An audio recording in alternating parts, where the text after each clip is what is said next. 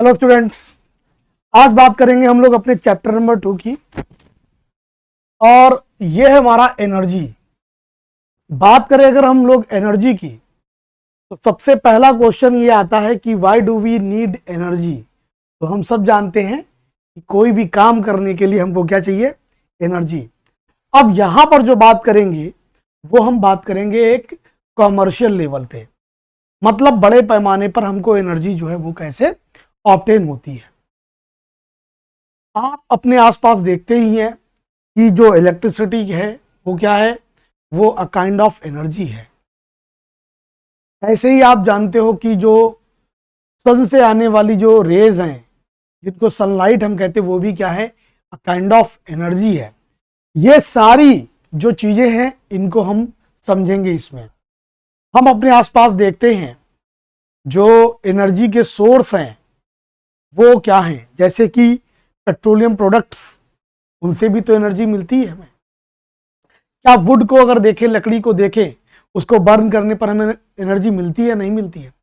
या अगर हम बात करें कोल को जब बर्न करते हैं तो क्या हमको एनर्जी मिलती है कि नहीं मिलती है। या बैटरी से अगर हम देखें तो अपनी मोटर व्हीकल्स को हम रन कराते हैं कि नहीं कराते हैं।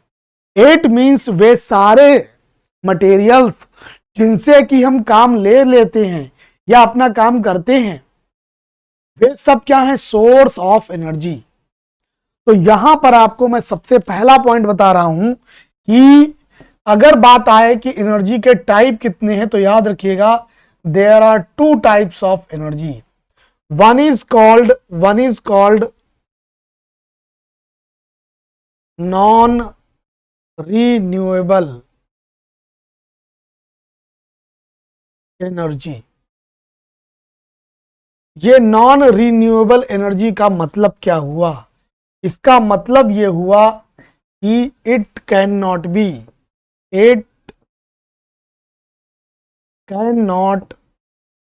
B replenished. इसका मतलब क्या हुआ, इसका मतलब ये कि हम इसको दोबारा नहीं बना सकते। एक बार बन गई है, इसका कंजम्पशन करेंगे और जब कभी ये कंज्यूम हो जाएगी, पूरा खत्म हो जाएगा, हम दोबारा इसे, मतलब वी कैन नॉट रिप्रोड्यूस। इसको आप ये भी कह सकते हो,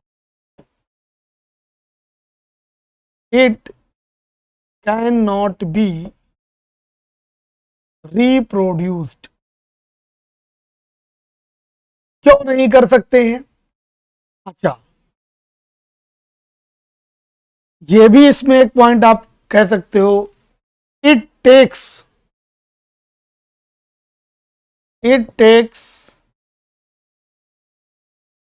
टू लॉन्ग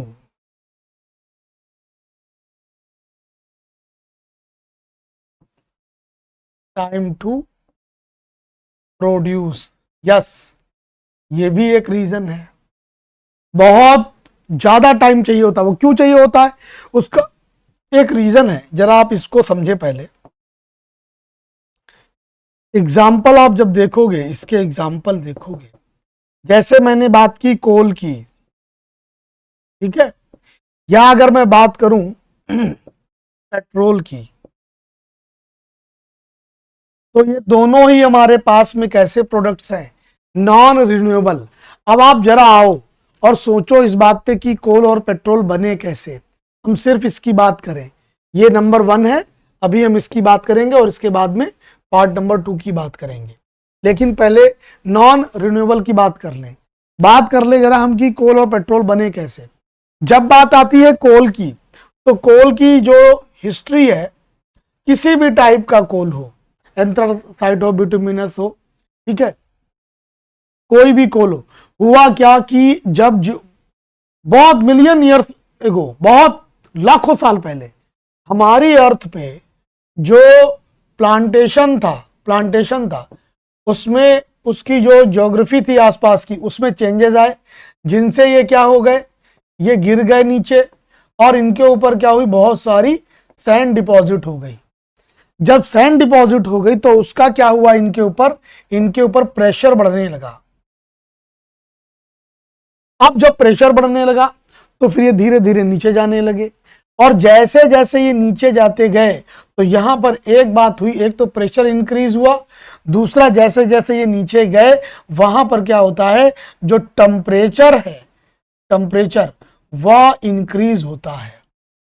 तो आप जैसे जैसे नीचे डीप जाओगे अर्थ के, तो वहां पर उसके ऊपर प्रेशर बढ़ रहा था, जो ऊपर और डिपॉजिट होती चली जा रही थी जो सैंड, ठीक है, और नीचे टेम्परेचर बढ़ रहा था। इससे क्या हुआ, ये इनमें जो है जो कुछ भी ऑर्गेनिक मैटर था वो कंप्रेस हो गया, और नतीजा यह हुआ ये कन्वर्ट हो गए, प्लांट्स कन्वर्ट इनटू कोल, ये बना रीजन।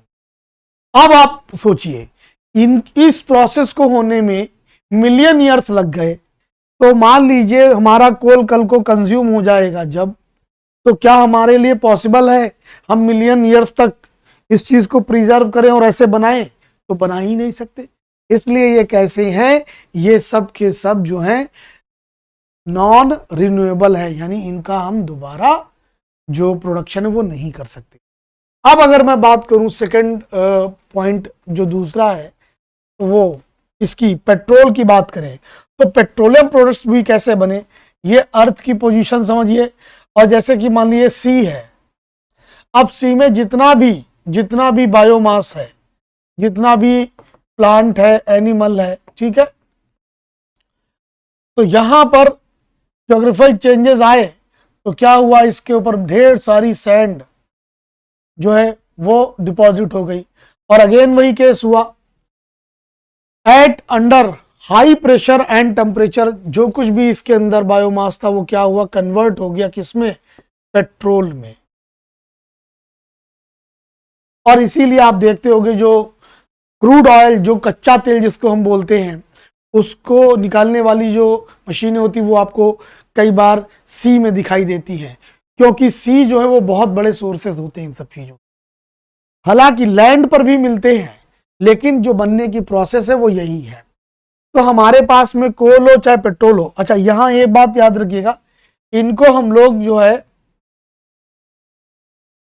जो कोल और पेट्रोल है, इनको फॉसिल फ्यूल भी कहते हैं।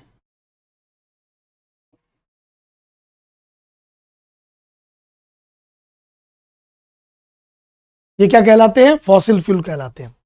अब अगर हम बात करें आगे, तो एक पॉइंट और समझिएगा कि दूसरे नंबर पर बात करेंगे हम लोग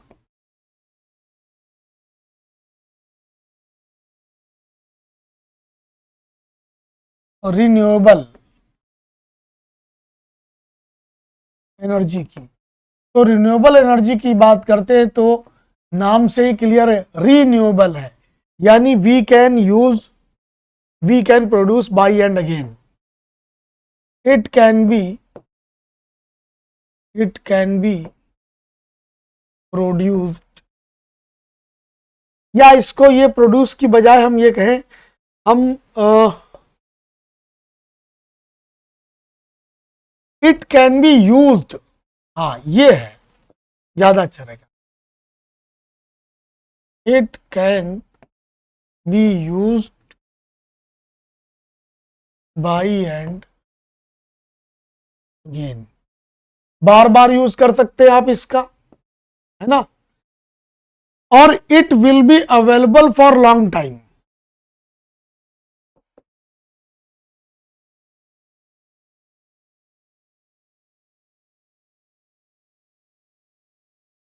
फॉर लॉन्ग टाइम, लंबे समय के लिए मिलेगी। आता क्या है इसमें, देखिए अगर हम बात करें इसमें फॉर एग्जांपल, तो सोलर एनर्जी जो है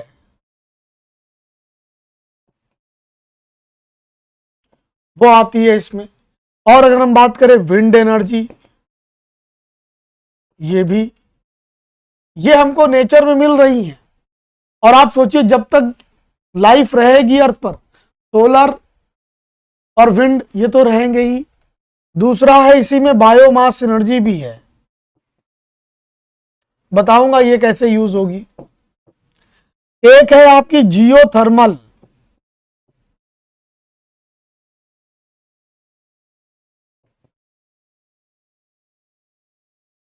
और अगर हम बात करें इसी में जियोथर्मल एनर्जी, ठीक है, और अगर हम बात करें तो वाटर एनर्जी जो है,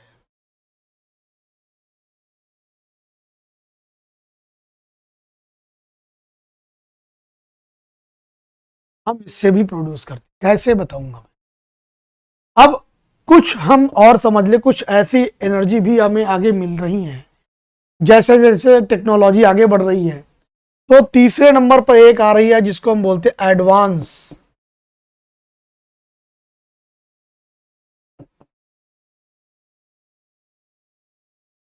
ठीक है, अगर हम बात करें एडवांस एनर्जी की, ठीक है, तो उसमें देखिए जैसे कि नंबर एक पर आता फ्यूल सेल। फ्यूल सेल, और ये दो तरीके से मिलते हैं।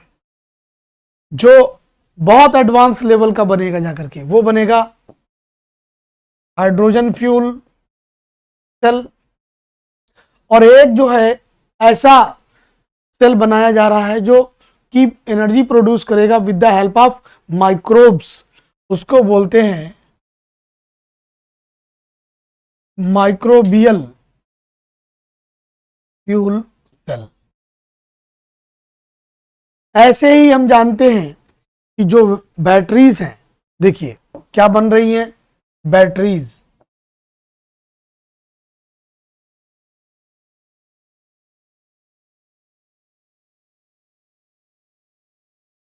वो एडवांस लेवल की हमको मिल रही हैं। एक तो आ रही है सोडियम आयन बैटरी, ये ऐसी बैटरी है जो मोबाइल बैटरीज हैं, ठीक, और जो कि बहुत लॉन्ग टर्म तक हमको एनर्जी प्रोड्यूस करके देंगी।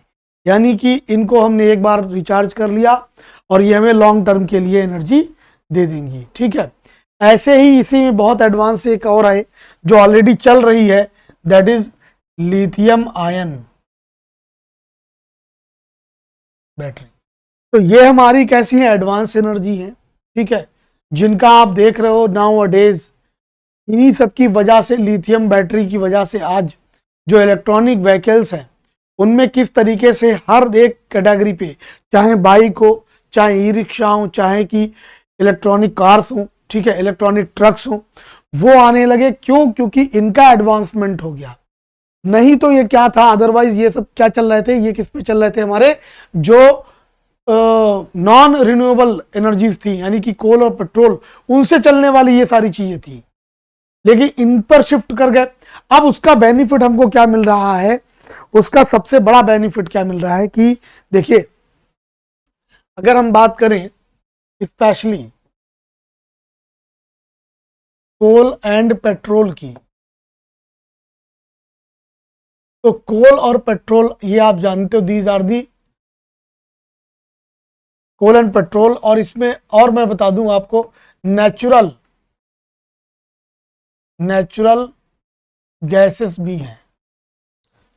अब इसमें कोल तो आप जानते हो, कोल क्या है ना, कार्बन प्रोडक्ट है, कार्बन प्रोडक्ट है, और इसीलिए कोल जो होते हैं they emit high amount of carbon,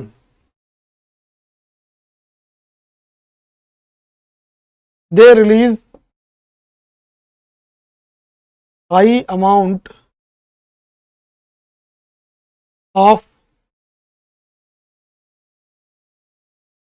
carbon. ठीक है, वहीं पर पेट्रोल और नेचुरल गैस के बारे में बता दूं तो जो पेट्रोल है, पेट्रोलियम प्रोडक्ट्स है,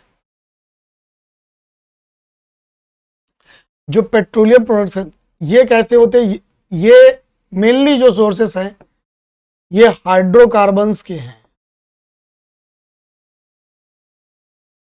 अब हाइड्रोकार्बन्स में क्या है, जैसे कि अगर हम बात करें पेट्रोल से ऑब्टेन होने वाली, जैसे कि एलपीजी की बात करें, लिक्विड पेट्रोलियम गैस, तो ये मेनली क्या है, ब्यूटेन है ना, ये क्या है मेनली, ब्यूटेन एंड प्रोपेन। वहीं पर जो नेचुरल गैस है वो किसका सोर्स है, मीथेन का है, मीथेन का। अब आप देखो इन दोनों में भी द बेस्ट कौन सा होगा उसको समझिएगा और क्यों होगा। मैं बहुत इंपॉर्टेंट बात बता रहा हूं, समझना। ब्यूटेन जो प्रोडक्ट है अगर आप देखें तो ये क्या है कि जब ऑर्गेनिक केमिस्ट्री में हम लोग केमिकल कंपाउंड्स की नेमिंग करते हैं तो उनमें नंबर ऑफ कार्बन एटम्स के बेस पर इनके नाम रखे जाते हैं। तो मेथ वर्ड यूज करते हैं फॉर 1 कार्बन, ऐसे ही एथ प्रयोग होता है, eth is use for 2 carbon atom, meth eth. फिर आता है prop for 3 carbon atom, but is stand for 4 carbon atom. तो प्रोपेन क्या है, ये C3H8 है और ब्यूटेन क्या है, C4H10 है। ठीक, वहीं पर मीथेन की बात करें तो मेथ आता है 1 कार्बन के लिए, तो ये CH4। अब आप देखो हम समझते हैं या हमने पहले अगर पढ़ा है तो हम जानते हैं कि कार्बन की जो वैलेंसी है वो वैलेंसी कितनी है, 4। यानी कि वैलेंसी का मतलब क्या होता है कि कोई भी एटम की जो आउटर मोस्ट शेल होती है उसमें जितने इलेक्ट्रॉन्स है, ठीक है ना, जितने भी इलेक्ट्रॉन्स है उसके अपार्ट उस आउटर मोस्ट शेल में उसको अपने टोटल 8 इलेक्ट्रॉन्स पूरे करने होते हैं। जैसे मैं बहुत सिंपल वे में समझाऊं आपको कि हम कार्बन की ही बात कर लें तो कार्बन का एटॉमिक नंबर क्या है, C6। यानी इसके पास इसके एक एटम में टोटल इलेक्ट्रॉन कितने हैं, 6। अब कार्बन की अगर हम एटम की बात करें तो ये तो हो गया इसका न्यूक्लियस, इसके बाहर पहली शेल है जिसमें 2 इलेक्ट्रॉन रहते हैं और फिर आती है उसके बाद इसकी सेकेंड शेल जिसमें कि टोटल 6 है ना, C6। तो 2 तो ये हो गए, अब बचे कितने, 4, 1 2 3 4। और मैंने आपको बताया कि आउटर मोस्ट में होने कितने चाहिए, 8। तो इसको अपना आउटर मोस्ट फुलफिल करने के लिए अभी कितने की रिक्वायरमेंट है, और वो रिक्वायरमेंट है इसको 4 इलेक्ट्रॉन्स की, 1 2 3 4। तो जो भी दे देगा 4 उसके साथ ये मिल जाएगा, बाइंड हो जाएगा। तो जो इसको रिक्वायर्ड होते हैं अपना ऑक्टेट यानी 8 पूरा करने के लिए, उसी को बोलते हैं उस एटम की वैलेंसी। तो आई होप आप ये बात समझ पाए होंगे कि वैलेंसी क्या चीज होती है। तो देखिए यहां पर क्या है, इसके साथ 4 हाइड्रोजन लगे हुए हैं, ठीक है। तो ये चारों हाइड्रोजन जो है एक एक इलेक्ट्रॉन इसके साथ शेयर करेंगे और इस तरीके से ये इससे बाइंड हो जाते हैं। वहीं पर आप देखो यहां पर C4 है, यानी कि यह स्थिति कुछ ऐसे बनेगी और इन सबके साथ यहां पर हाइड्रोजन लगेंगे। या इसकी हम बात करें तो 1 2 3 और इनके साथ में हाइड्रोजन लगेंगे। अब आप खुद ही देख लो कि इसमें कार्बन की अमाउंट कितनी है और वहां पर मीथेन में कितनी है। तो इसका मतलब ये हुआ कि ये ठीक तो हैं, अच्छे सोर्स हैं, good source of energy, but ये कहीं ना कहीं कार्बन का एमिशन करेंगे ज्यादा in comparison to natural gases. अब नेचुरल गैसेस में हम किसको यूज करते हैं, देखिए एक तो जो पाइपलाइन जो नेचुरल गैस होती है उसको पीएनजी जिसको बोलते हैं, ऐसे ही आती लिक्विफाइड नेचुरल गैस आती है उसको यूज करते हैं, और किसको यूज करते हैं, सीएनजी को यूज करते हैं जिसको हम लोग बोलते हैं कंप्रेस्ड नेचुरल गैस। तो थोड़ा सा इसको भी आप लिख लें यहां पर समझने के लिए, पीएनजी इज व्हाट, पाइपलाइन्ड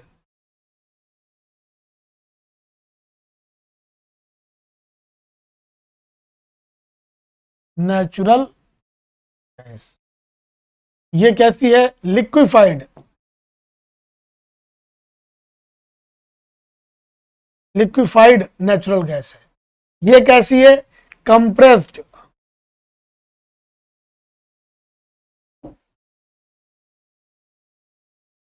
ये कंप्रेस्ड नेचुरल गैस। लेकिन ये ज्यादा अच्छे, लेस कार्बन इमिटिंग और हाई कैलोरीफिक वैल्यू, मतलब कि अगर 1 kg आप 1 kg एलपीजी ले लें, ठीक है, और वहीं पर 1 kg पीएनजी ले लें, तो ये ज्यादा एनर्जी देगा आपको in comparison to 1 kg LPG. इसी को बोलते हैं कैलोरीफिक वैल्यू। अब जरा बात को समझे, तो ये तो हो गए कैसे हमारे जो नॉन रिन्यूएबल प्रोडक्ट्स हैं। अब बात करता हूं मैं जरा, जो बात है रिन्यूएबल जो सोर्सेस है, इनकी बात हो जाए थोड़ी सी। देखिए,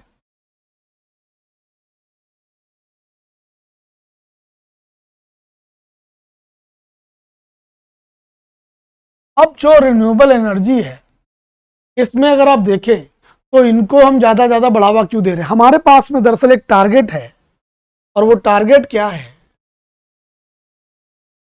टारगेट ये है कि we need to produce approximately 500 megawatt electricity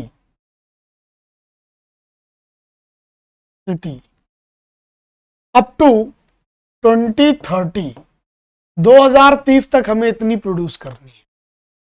और उसी में एक टारगेट ये है कि इसका जो 50% of this energy will be renewable. अगर हम बात करें करंट सिचुएशन की,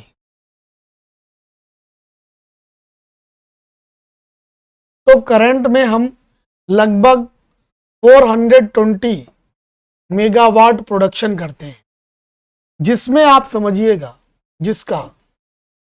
जिसमें 180 मेगावाट जो है वो कैसा है? रिन्यूएबल है। अब बात ये समझिए, जब आप इस लेवल, और ये क्यों जरूरत पड़ रही है हमको और प्रोड्यूस करने की? अरे भाई, जैसे जैसे अर्बनाइजेशन बढ़ेगा, आप देख रहे हैं हाईवेज बन रहे हैं, कनेक्टिविटी अच्छी हो रही है, तो जो हमारी जो लार्ज पॉपुलेशन जो है, जो रूरल एरियाज की है, जैसा कि हम जानते हैं वो लगभग 70% है, धीरे धीरे रिड्यूस हो रही है, लेकिन 70% जो पॉपुलेशन है वो रूरल पॉपुलेशन है। अब 70% जो रूरल पॉपुलेशन है, उसकी जो नीड होगी इलेक्ट्रिसिटी की, वो धीरे धीरे बढ़ेगी कि नहीं बढ़ेगी? वो इलेक्ट्रॉनिक गैजेट्स लाएंगे, ठीक है, उनका कंजम्पशन बढ़ेगा, और उनका जब कंजम्पशन बढ़ेगा तो आप मुझे सोच के बताइए कि क्या हमें और ज्यादा इलेक्ट्रिसिटी प्रोड्यूस करने की जरूरत नहीं पड़ेगी? तो यहां पर अगर हम जो इलेक्ट्रिसिटी है, जैसा मैंने बताया आपको, अभी तक जो मेजर जो सोर्स है इलेक्ट्रिसिटी प्रोड्यूस करने का, वो आप देखें कि 420 में जो है 180 मेगावाट तो रिन्यूएबल है। It means what? जो रिमेन है इसमें आप समझे 240, ठीक है, 240 मेगावाट ये नॉन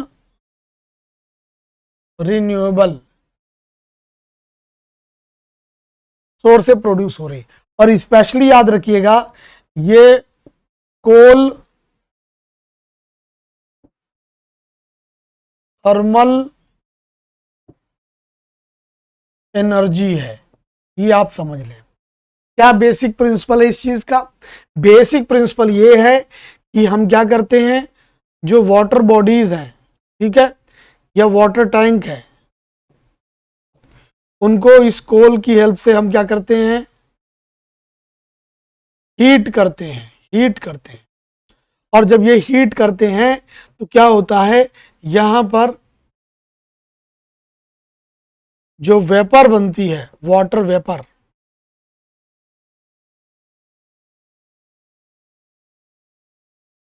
वो वाटर पेपर क्या करती है,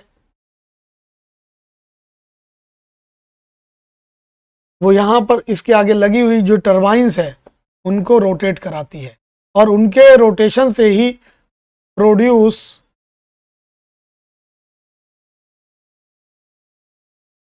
इलेक्ट्रिसिटी। ये बेसिक प्रिंसिपल है हमारे पास में।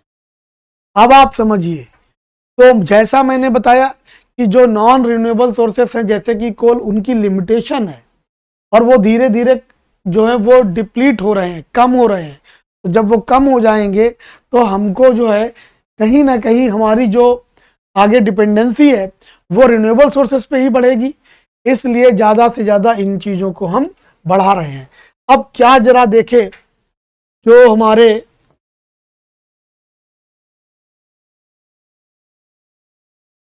जो रिन्यूएबल सोर्सेस हैं उनकी हम बात कर लें तो उसमें याद रखिए नंबर 1 पर जो हमने बताया, जो टोटल प्रोडक्शन 180 मेगावाट का अभी तक हो रहा है ना, उसमें क्या कंट्रीब्यूशन है इन डिफरेंट कैटेगरीज का, तो वो समझिएगा। जो सोलर एनर्जी है नंबर 1,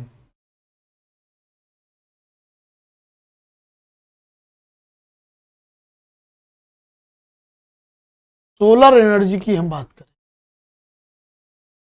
तो इसका जो प्रोडक्शन है या सोलर एनर्जी से जो इलेक्ट्रिसिटी हम प्रोड्यूस कर रहे हैं वो लगभग, ये अप्रॉक्स में वैल्यू है 74 मेगावाट, ये प्रोडक्शन है। इसके बाद में अगर हम बात करें नंबर 2 पर, तो वो है वाटर एनर्जी का, और ये लगभग है 47 मेगावाट। नंबर 3 पर हम बात करते हैं तो ये विंड एनर्जी है। जी हाँ, और इन्हीं सारी एनर्जीज के पूरे मैकेनिज्म को समझेंगे हम लोग। ये इससे थोड़ा कम है, लगभग 45 मेगावाट है।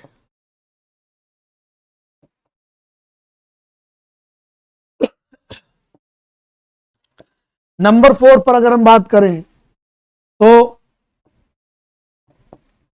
बायोमास, ये बायोमास जो बार बार बात आ रही है इसको भी समझ लें। आपने बायोगैस के बारे में सुना है? नहीं सुना तो मैं बता देता हूं, बहुत ही सिंपल वे में समझिए। हमने एक गड्ढा कर लिया और उस गड्ढे में जितना भी कूड़ा करकट है, सड़े गले पदार्थ हैं, उनको हम स्टोर करते हैं, ठीक है। और नेचुरली जब सड़ी गली चीज़ें जहाँ पर होंगी वहाँ पर क्या होती है, फर्मेंटेशन की प्रोसेस होती है। उस फर्मेंटेशन की प्रोसेस में क्या होता है कि मेथेन जो गैस है उसका प्रोडक्शन होता है नेचुरली, और उस जो गैस है उसको हम कंज्यूम करते हैं, और जो पिट था, गड्ढा था, उसमें धीरे धीरे हम कूड़ा करकट बढ़ाते रहते हैं और बायोगैस का प्रोडक्शन होता रहता है। इस लेवल पर भी हम प्रोड्यूस कर रहे हैं। अभी ये जो है, अभी जो ये है प्रोडक्शन, ये हमारे पास में लगभग 10 मेगावाट तक। गांव वगैरह में या जो रूरल एरिया है वहां पर इसका ज्यादा प्रोडक्शन है। 4 नंबर पे हम बात करेंगे, और इसी वाटर एनर्जी का ये जो है ये लार्ज स्केल पर प्रोडक्शन है। लार्ज स्केल पर का मतलब हुआ जो बड़े डैम से हम बना करके प्रोडक्शन करते हैं, ठीक है। ये वहीं पर जो वाटर एनर्जी है,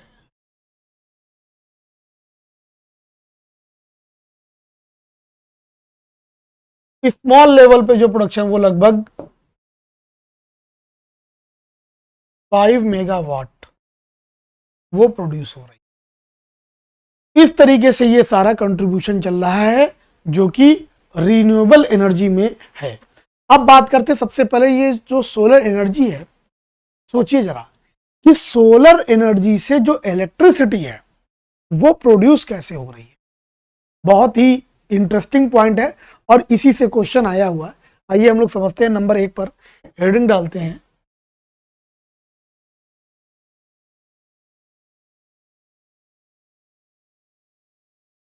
देखिए सोलर एनर्जी की हम बात करते तो सीधी सी बात है, जो सोर्स होगा वो सन ही होगा, बट यहां जो मैकेनिज्म है उसको आप समझ ले, उस मैकेनिज्म को बोलते हैं फोटो वोल्टाइक सिस्टम। ये फोटो वोल्टाइक सिस्टम क्या है? हमने देखा है कि एक सोलर पैनल लगाया जाता है इस तरीके से,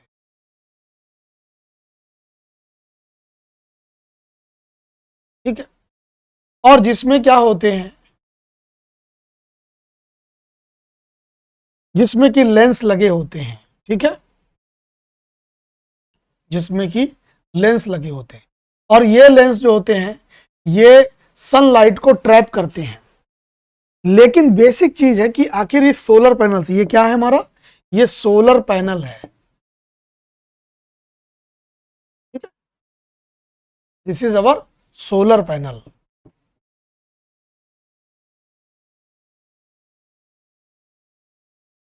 अच्छा, अब ये जो सोलर पैनल है ये वर्क किस चीज पे करता है? इसमें जो मैकेनिज्म है, जो टूल है, वो दरअसल क्या है, वो टूल है हमारा डायोड।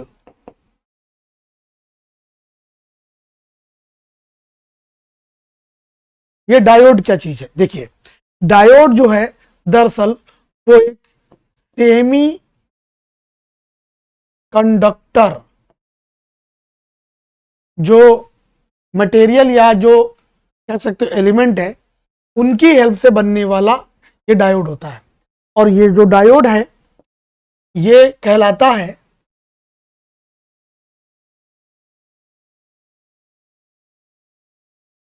पीएन डायोड, ठीक है। पीएन डायोड का मतलब क्या हुआ? देखिए इसमें ऐसे एलिमेंट का यूज किया जाता है जो क्या होते हैं, इलेक्ट्रिकली निगेटिव होते हैं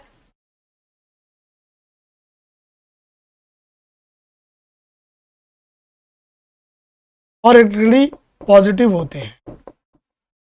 और नतीजा क्या होता है, इनको एक बहुत ही फाइन लेयर से सेपरेट किया जाता है जिसको बोलते हैं PN diode junction, PN diode junction. अब होता क्या है, जब इनके ऊपर जैसे कि मान लीजिए यहां पर इसमें लगाया गया और ये हमारा सन है, तो इसकी जो रेज जब इस पर पड़ती हैं तो इसके जो फोटॉन्स हैं वो क्या करते हैं, इसके अंदर जो पॉजिटिव चार्ज जो है और जो निगेटिव चार्ज है इसको न्यूट्रलाइज करने का काम करती है, यानी कि फ्लो ऑफ इलेक्ट्रॉन्स को जो है वो ट्रेवल कराना स्टार्ट कर देती है। और इलेक्ट्रॉन्स का ट्रेवल करने से ही क्या होता है, इसमें जो है इलेक्ट्रिसिटी प्रोड्यूस होती है। अब आप समझिएगा यहां पर इस सेमी कंडक्टर के थ्रू क्या हो रही है, इतनी इलेक्ट्रिसिटी प्रोड्यूस हो रही है जो क्या कर रही है, यहां लगा दी हमने, क्या है, यहां लगा दी है हमने बैटरीज। ध्यान दीजिएगा यहां पर क्या लगी, अभी काम खत्म नहीं हुआ है, समझिएगा ध्यान से। यहां हमने लगा दी है बैटरी, और ये जो सोलर पैनल है इससे जो अमाउंट ऑफ इलेक्ट्रिसिटी प्रोड्यूस है उसके थ्रू हम क्या कर रहे हैं, इसको चार्ज कर रहे हैं, किसको, बैटरीज को चार्ज कर रहे हैं। लेकिन यहां पर आपको एक बात याद रखनी है, ये जो एनर्जी है, ये एनर्जी जो है ये डीसी करंट है,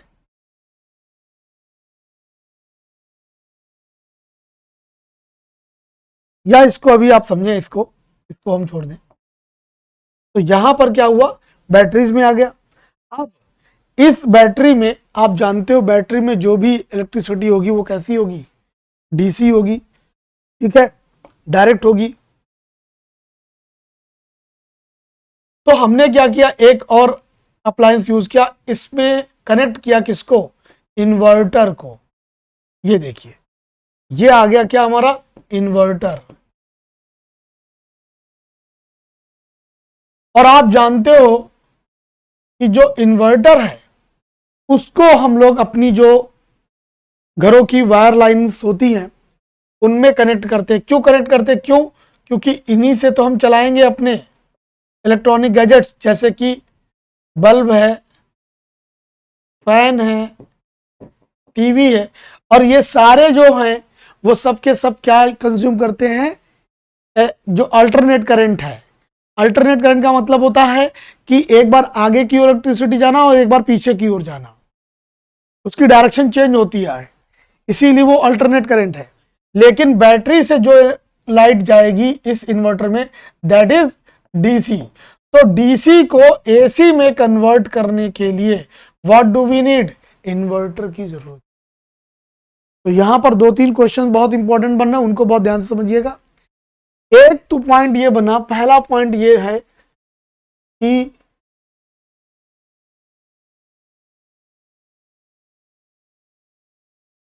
बैटरी प्रोड्यूस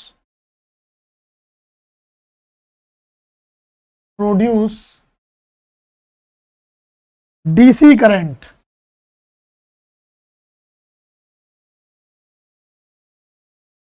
और दूसरा है इन्वर्टर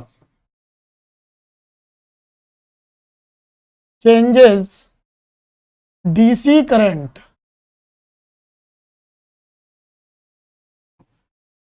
इनटू एसी, इसलिए ये इसका यूज करते हैं। तो ओवरऑल आपको पता चल गया। यहीं पर हम एक बात और आपको बता दें जो समझने वाली है कि इसी सोलर एनर्जी का ये एक टाइप है, पहला टाइप, जो कि क्या करता है, फोटोवोल्टाइक सिस्टम की तरीके से फंक्शन करता है। लेकिन इसी का टाइप 2 अगर हम बात करें, टाइप 2 की बात करें, तो वो आता है कंसंट्रेटेड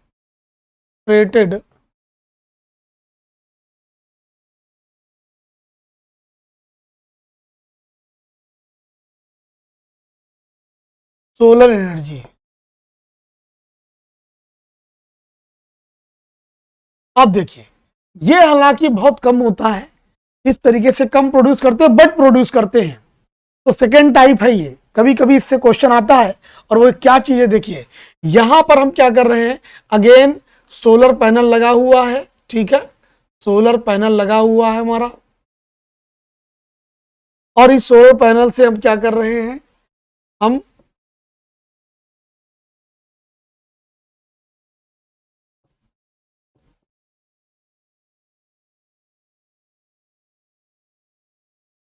सन से जो भी हीट आई उससे इसने कन्वर्जन किया। अब हम क्या कर रहे हैं,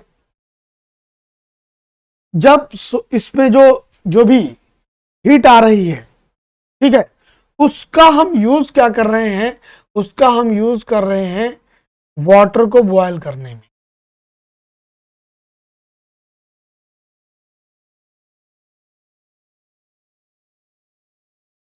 वाटर को बॉयल कर रहे हैं, ठीक है।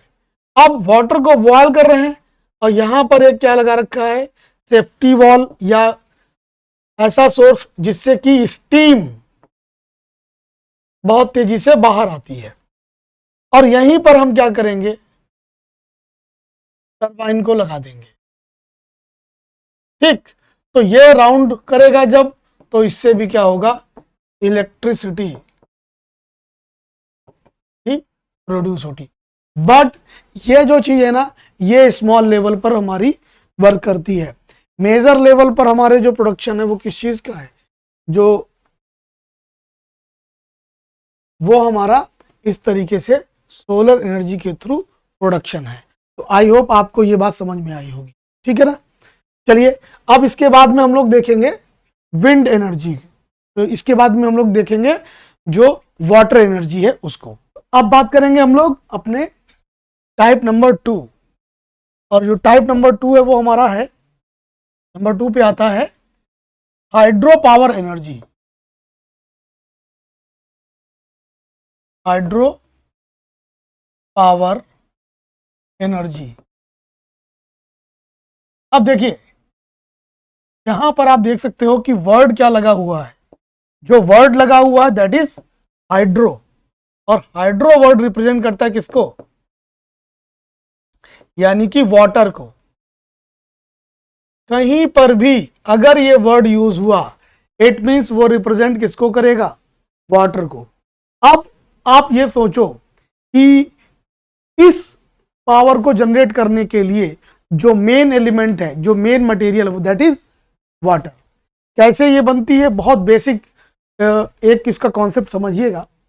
जैसे कि मान लीजिए हम अगर कोई बड़ा वाटर सोर्स है, जैसे कि कोई रिवर है, ठीक है, ये रिवर कोई है जो फ्लो कर रही है, और हमने क्या किया, इस पर एक डैम का कंस्ट्रक्शन कर दिया, ठीक है।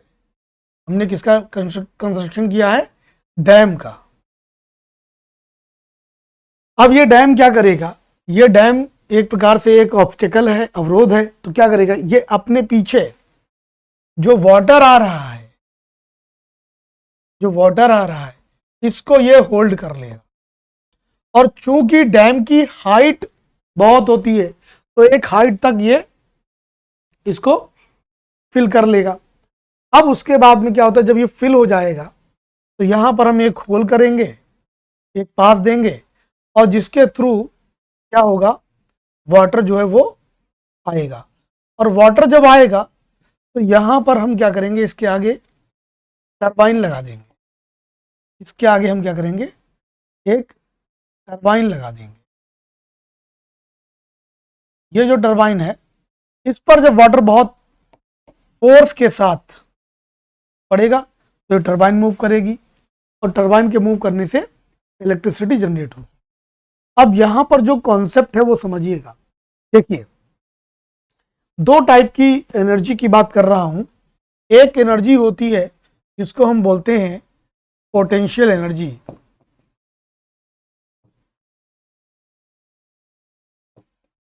पोटेंशियल एनर्जी, और दूसरी होती है काइनेटिक एनर्जी।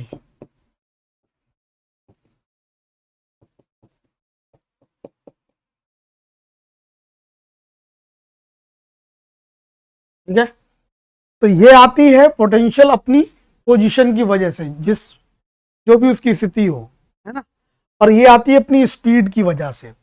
अब हुआ क्या, जो रनिंग वाटर आया वो यहां पर स्टोर हो गया, तो अभी यहां पर हम बोलेंगे कि इस वाले वाटर में खूब ढेर सा पानी, बहुत ज्यादा पानी एक्यूमुलेट हो गया, इकट्ठा हो गया, तो यहां पर जो एनर्जी है दैट इज पोटेंशियल एनर्जी।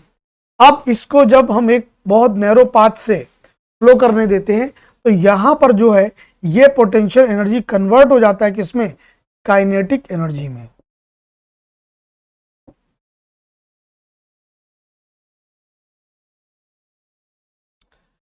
अब काइनेटिक एनर्जी ने क्या किया, इसको रोटेट करा दिया, रोटेट करा दिया, तो इसमें क्या हुआ, यहां पर फिर ये रोटेशन से प्रोड्यूस हुई मैकेनिकल एनर्जी।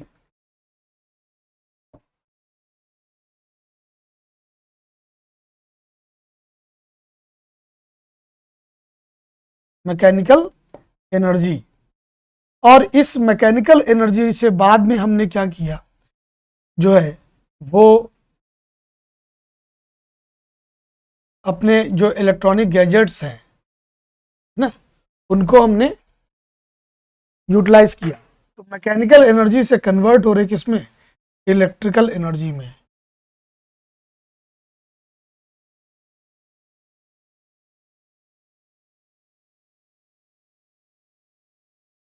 तो जहां कहीं पर भी ये फैसिलिटी है, अगर आपने देखा होगा कई मूवीज में भी दिखाया जाता है, आपने देखे होंगे कि लोग एक सोर्स, वाटर सोर्स से जो है पानी को ला करके एक जगह पर स्टोर करते हैं, और छोटा सा उसमें पाथ बना करके, और जब वो जो भी टरबाइन होती है उसको जब रोटेट कराते हैं तो उससे क्या होता है, इलेक्ट्रिसिटी प्रोड्यूस होती है। बेसिक कॉन्सेप्ट ये है। अब क्या होता है कि इसको भी हमने क्या किया है, कैटेगराइज किया है। ठीक है, तो कैटेगरी ऑफ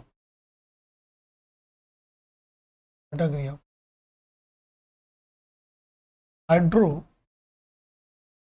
पावर एनर्जी। देखिए, एक तो ये आप देख रहे हैं, एक एनर्जी इसको प्रोड्यूस करने का हमारे पास में और तरीका है, पर इसके लिए क्या है, आपको इंफ्रा बहुत बनाना पड़ता है। आपने देखा होगा टिहरी डैम के बारे में सुना होगा, या और भी जो बड़े डैम्स हैं उनके बारे में सुना होगा। तो क्या होता है, बड़ा हैवी कंस्ट्रक्शन है, तब जाकर के हम इसको होल्ड कर पाते हैं एक साइड में पानी। लेकिन नेचुरली सोचो, जो हमारे हिली एरियाज हैं, अगर हम उनकी बात करें, अब हिली एरियाज में आप सोचो कि वहां पर तो ऑलरेडी हाइट है, तो बस क्या करना है कि जो भी ऊपर का वाटर बॉडी सोर्स है उससे जब वाटर नीचे आ रहा है, ठीक है, इसी में हमने क्या किया, हमने बीच में अगर हम टरबाइन को यूज कर लेते हैं, तो एक कह सकते हैं छोटे लेवल पे, स्मॉल लेवल पे, माइक्रो लेवल पे हम इलेक्ट्रिसिटी प्रोड्यूस कर लेते हैं। ठीक है, अब आप सोचो, तो यहां पर जो कैटेगरी बन रही है वो एक बन रही है, जिसको हम लोग बोलते हैं नंबर 1, जिसको बोलते हैं माइक्रो हाइड्रो पावर प्रोजेक्ट। ठीक है, ये लगभग आपको 100 किलोवाट तक की एनर्जी प्रोड्यूस करता है। दूसरा आता है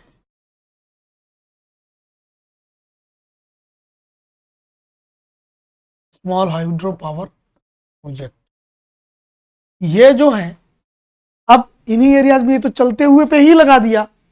अब यहीं पर एक वर्क हो सकता है, क्या किया हमने, एक बाउंड्री बना ली, टैंक बना लिया, स्मॉल टैंक, और उसमें होल्ड किया, उसके बाद में किया तो उसमें थोड़ी ज्यादा एनर्जी होगी, तो वो 101 से लेकर के 2 गीगावाट तक की एनर्जी प्रोड्यूस कर देगा। और फिर तीसरा आता है, इसको हम बोलते हैं आपका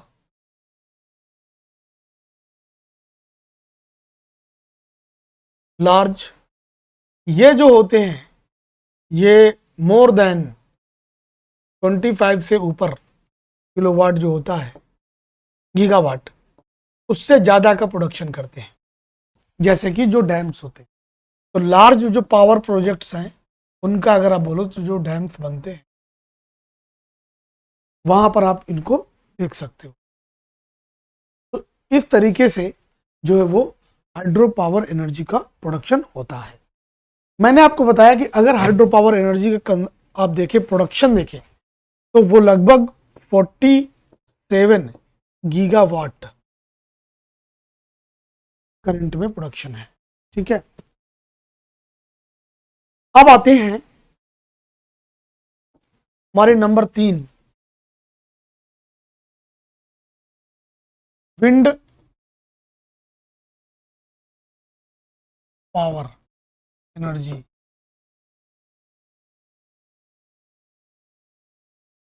विंड पावर एनर्जी का बहुत बेसिक कॉन्सेप्ट आपको मैं बता दूं कि विंड एनर्जी, विंड ब्लो जब करती है तो क्या होता है कि उसमें भी इतनी पावर होती है कि वो एक, अगर कोई टरबाइन है तो उसको रोटेट करा सकती है। अच्छा, ऐसी जो पावर है या ऐसी जो विंड है, वो कोस्टल एरियाज जो हमारे हैं, जो हमारे कोस्टल एरियाज हैं, स्पेशली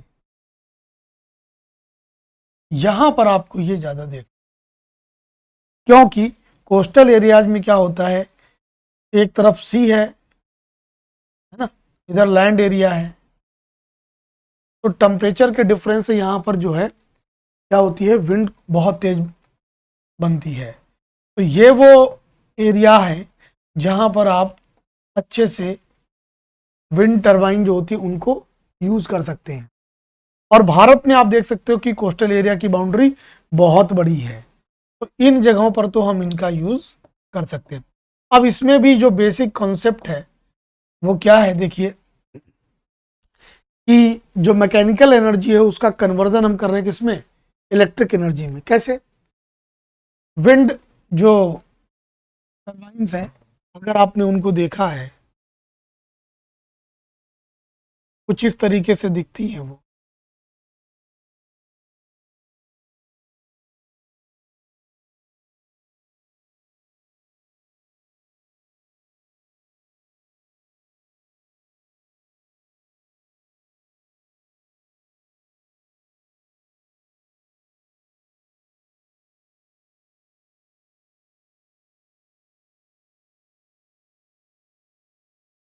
तो जब क्या होता है, इन एरियाज में ये बहुत हाइट पर लगी होती है, ठीक है, इन पर जब विंड का अटैक होता है तो इनमें रोटेशन होता है। वैसे तो ये बहुत स्लो चलती है, लेकिन इसके पीछे जो है एक बड़ा सा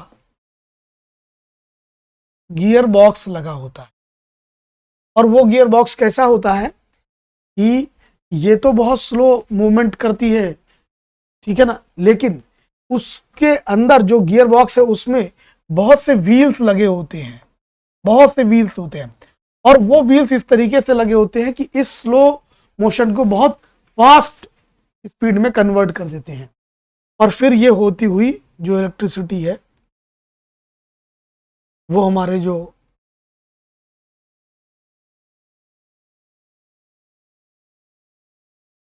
इलेक्ट्रिक पावर स्टेशन है वहां पर तो भेज दिया जाता है।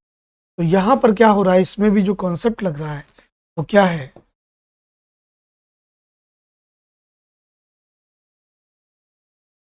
मैकेनिकल एनर्जी जो है वो कन्वर्ट हो रही है, वो कन्वर्ट हो रही है इलेक्ट्रिक एनर्जी।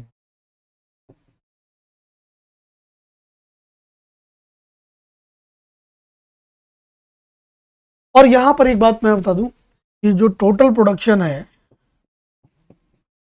टोटल जो प्रोडक्शन है राइट नाउ, वह लगभग 45 गीगावाट,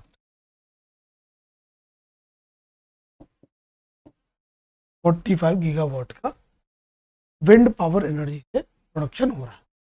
इसमें बस इतना ही है, बेसिक कॉन्सेप्ट यही है। अब आते हैं हम लोग नंबर 4 पे।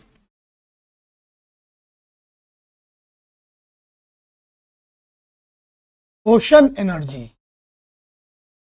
ओशन एनर्जी जो है ये एक बहुत ही बड़ा सेक्टर है एनर्जी प्रोड्यूस करने का, और इसलिए ये 3 तरीके से हमें एनर्जी देती है।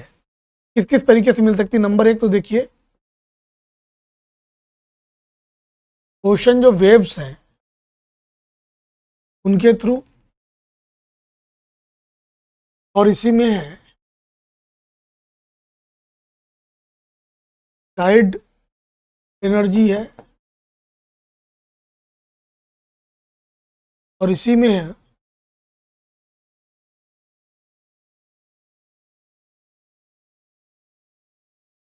Ocean thermal. इन्हीं 3 बातों को जानेंगे 3 तरीके से। कैसे? देखिए, एक तो जो करंट है ओशन का, आप देखते हो ओशन जो है बहुत बड़ी बॉडी होती है ना, ये बहुत बड़ी क्या है, large water body.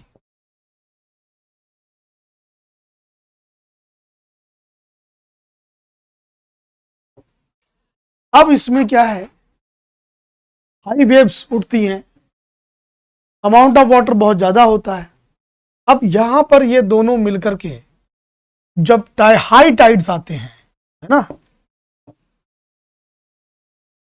At high tides, क्या होता है कि जैसे कि मान लीजिए कोस्टल एरियाज में जब हाई टाइड्स आते हैं तो ये जो वाटर है ये ऊपर उठ करके आता है और जो लैंड एरिया वहां पर आएगा। तो हमने क्या किया, यहां पर एक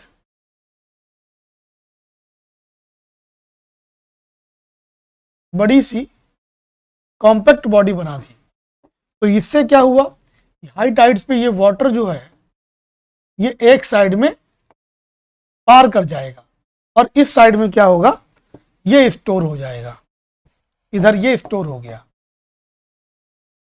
ठीक है, फिर क्या होता है, ये लेवल किसका है, मान लीजिए यहां पर लो टाइड का है लेवल।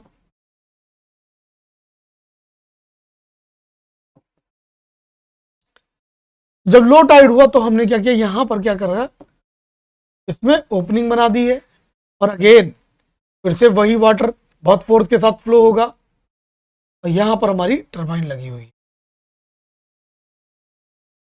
टरबाइन लगी हुई है तो क्या होगा, ये रोटेट करेगा और उससे रोटेशन से क्या होगा, अगेन जो मैकेनिकल एनर्जी है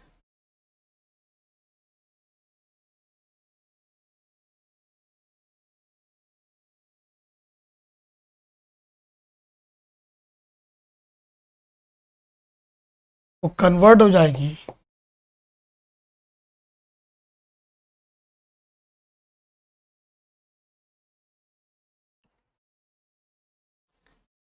इलेक्ट्रिक एनर्जी में। ठीक है, अब यहां पर हम समझते हैं इस पार्ट को भी, ओशन थर्मल एनर्जी क्या है। देखिए ओशन की सरफेस का टेम्परेचर बहुत अलग होता है और जो डेप्थ होती है उसका टेम्परेचर वो अलग होता है। तो ये जो टेम्परेचर का जो डिफरेंस है, ठीक है ना, इससे जो है हम इसको यूज करके, इस डिफरेंस को यूज करके हम क्या करते हैं, वो वाटर को वेपर कर सकते हैं।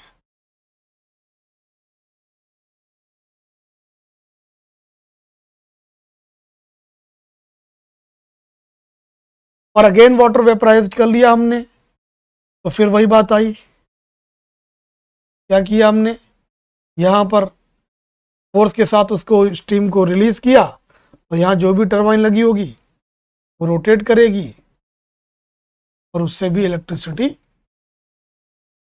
प्रोड्यूस होती है। ठीक है,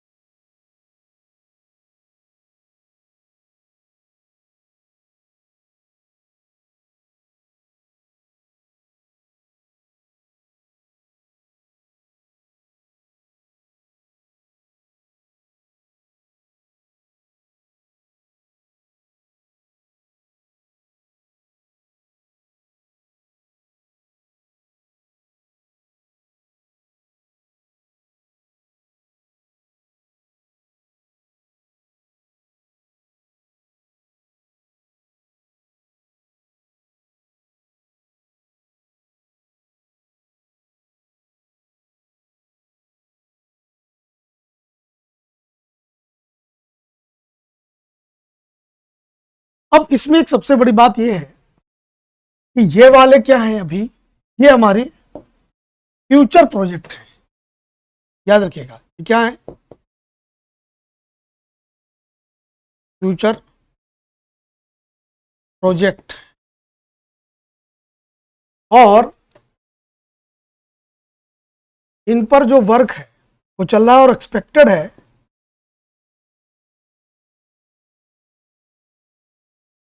इससे हम लगभग 58 गीगावाट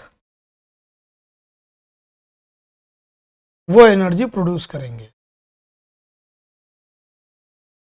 अगर मैं बात करूं इसके लिए द बेस्ट एरियाज कौन से हैं, उसमें आपको ये जो गुजरात वाला है चित्र,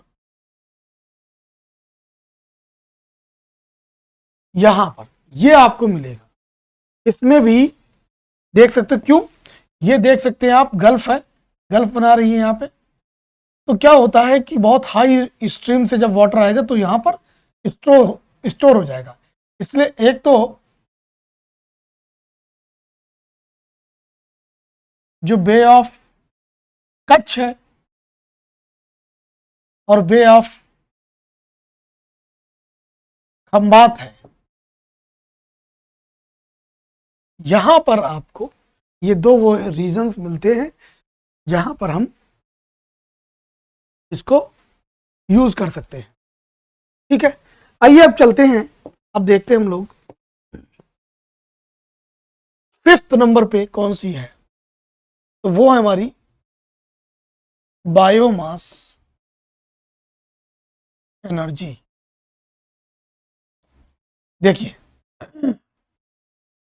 बायोमास एनर्जी से जो सीधा है वो मतलब मैं आपको बता दूं क्या है। तो याद रखें, बायोमास से सीधा मतलब होता है बायो वेस्ट।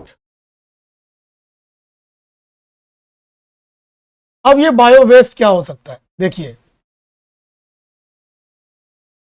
एनिमल और ह्यूमन वेस्ट भी हो सकता है, ये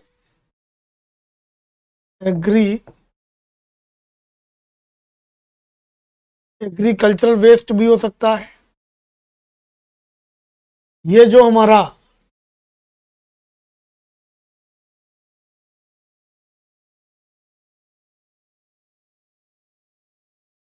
डेली जो होम वेस्ट है वह भी हो सकता है, या फॉरेस्ट जो वेस्ट है वह भी हो सकता है। इनमें से कोई भी, जो सबसे बेसिक प्रोसेस है, जो इसका सिद्धांत है, जो प्रिंसिपल है, वो आप समझे। इसमें जो प्रिंसिपल है वो है फर्मेंटेशन प्रोसेस। अब फर्मेंटेशन प्रोसेस क्या है, तो याद रखिएगा, this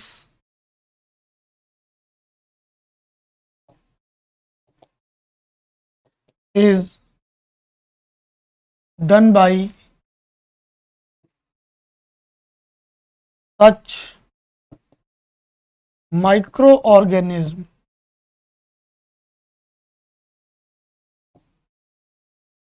which feed on dead and decaying organic matter. एक बात, ठीक है, तो बेसिक अगर हम बात करें, इसमें जो कंपोनेंट है तो कुछ और नहीं है, बस ये एक पिट है, इसमें हमने क्या किया, टोटल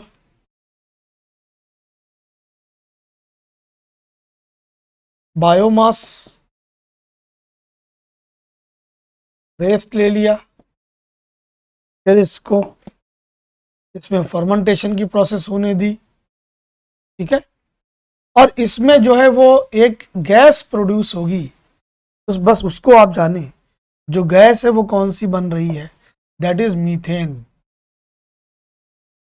मीथेन ये फॉर्म होगी, और ये जो है कंबस्टिबल फ्यूल है। हमने क्या किया, यहाँ पर हमने इसको बर्न किया, बर्न करने से अगेन क्या होगा, हमने ये ले लिया वाटर, और वाटर की बॉइलिंग होगी, और स्टीम से, और यहाँ पर फिर क्या किया, स्टीम पर लगा दिया, यहाँ पर हमने अपना, यहाँ पर क्या लगा दिया, हमने अपना लगा दिया टरबाइन। तो अब ये क्या करेगा, ये इसको रोटेट करेगा, अब ये इसको रोटेट करेगा और अगेन इलेक्ट्रिसिटी प्रोड्यूस हो। बस ये जो मीथेन है, ध्यान दीजिएगा ना, ये मीथेन ही इस बायोमास एनर्जी का मेन प्रोडक्ट है। तो यहां पर लिखिएगा the main product of biomass energy is methane gas.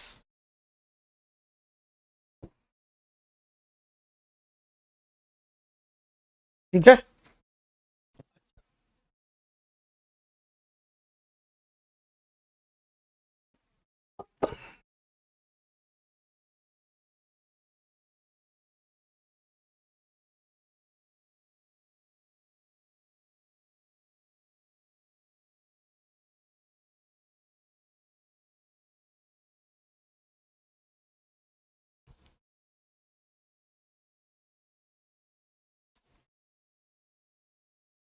अच्छा, अब हम इन्हीं का यूज करके जो एक बायोफ्यूल भी, जिसको हम लोग बोलते हैं बायोडीजल, इसको बना लेते हैं। ठीक है, और इसको हम अपने पेट्रोल में ऐड कर सकते हैं, प्लस क्या कर सकते हैं, पेट्रोल में ऐड कर लिया। और इसकी भी अब नई पॉलिसीज के तहत बायोफ्यूल को बायोडीजल को हम पेट्रोल के साथ ऐड कर सकते हैं। तो ये हमारा पूरा हुआ बायोमास एनर्जी का। अब नेक्स्ट पॉइंट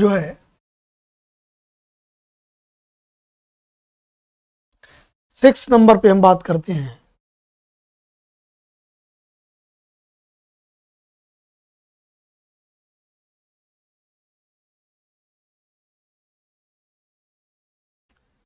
सिक्स नंबर बात करेंगे गैस हाइड्रेट की। इसकी भी बात करेंगे, बड़ा इंपॉर्टेंट पॉइंट है, इसको भी समझेंगे।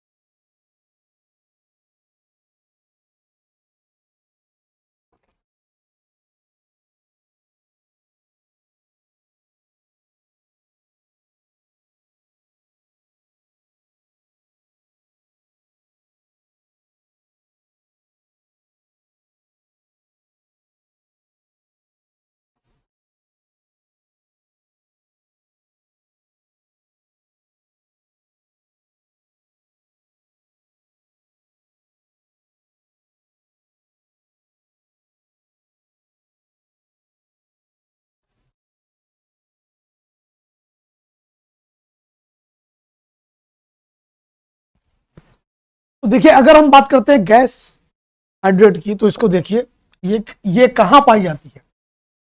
ये पाई जाती है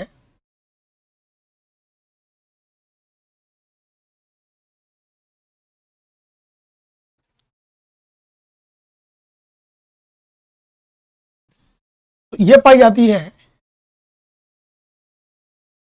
पर्मा फ्रोस्ट रीजन में।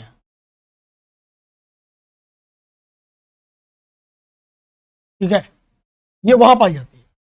ये कैसे होते हैं? परमानेंट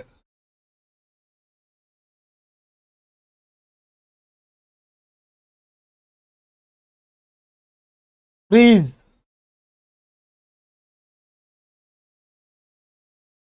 ठीक है ना, ये कैसे परमानेंट फ्रीज रीजन है।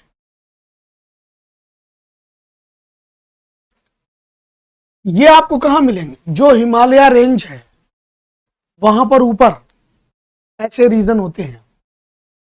ठीक है, अब इनमें क्या है, इनमें जो हाइड्रेटेड गैसेस होती हैं वो क्या होती हैं, बहुत कूल एरिया में, बहुत लो टेम्परेचर पे, but at high pressure. At very low temperature, एक पॉइंट, और दूसरा at very high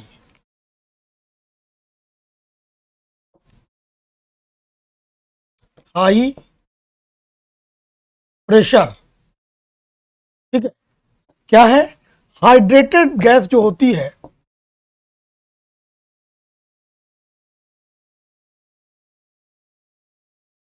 is trapped, ये ट्रैप्ड होती है। तो है बहुत अच्छा सोर्स, गुड सोर्स है। और इसमें जो मेन कंपोनेंट है दैट इज मीथेन गैस, ये मेन गैस है। अब ये इतनी ज्यादा हाई प्रेशर पे होती है कि वैसे थोड़ा रस्सा रिस्की है, और ये भी फ्यूचर प्रोजेक्ट है हमारे, ये भी कह सकते हो क्या, these are the future projects.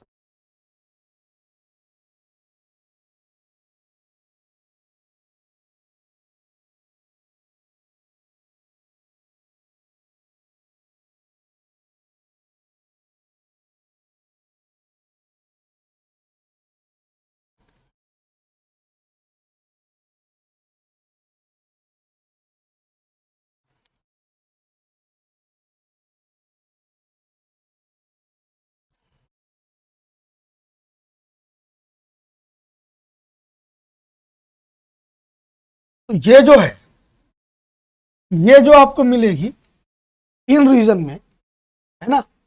अब ये कैसे होते हैं, यहां पर ये ऑन सरफेस भी मिल सकती है, या ये डीप लेवल पे भी मिल सकती है, ये दोनों जगह मिलेगी। बात ये है कि ये इतनी ज्यादा हाईली कॉम्पैक्ट होती है कि अगर 1 क्यूबिक मीटर की बात की जाए, उसमें जो हाइड्रेटेड गैस होगी, हाइड्रेट जो गैस है वो आपको 164 क्यूबिक मीटर फ्यूल प्रोड्यूस करेगी। मतलब आप समझिए कि अगर हम कोई एक ऐसा सोर्स ऑब्टेन कर लें या डिस्कवर कर लें जो कि 1 क्यूबिक सेंटीमीटर का एक पॉट जैसा हो, 1 मीटर उसकी गहराई है, चौड़ाई है, लंबाई है, ऐसे में जितनी गैस होगी वो उसमें जो फ्यूल होगा वो 164 क्यूबिक मीटर फ्यूल के बराबर होगा। यानी कि 164 मीटर लंबा कोई टैंक हो उसको वो फिल कर सकता है जब रिलीज करेंगे। अब इसके साथ में जो रिस्क है, ये थोड़ा सा रिस्की है। अब रिस्क क्या है इसके साथ में, रिस्क ये है क्योंकि ये हाईली प्रेशराइज्ड है, और इसको डिस्कवर करते समय मान लीजिए इसमें जो है कोई पोर कर दिया या सावधानी नहीं कर पाए तो वो जो है रिलीज हो जाएगी एकदम से एक्सप्लोसिव वे में। और अगर नहीं भी एक्सप्लोसिव हुआ तो फिर high amount of energy, high amount of methane वो रिलीज हो जाएगी। और जो आप जानते हो कि मीथेन जो है वो कैसी है, एक जो है वो ग्रीन हाउस गैस में से आती है, ग्रीन हाउस गैस में ये कंसीडर होती है। अगर हम इसके रीजन की बात करें तो रीजन में अगर आप देखें तो in India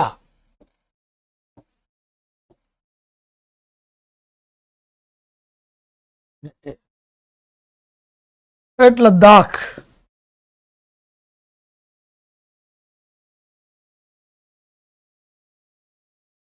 a project is going on।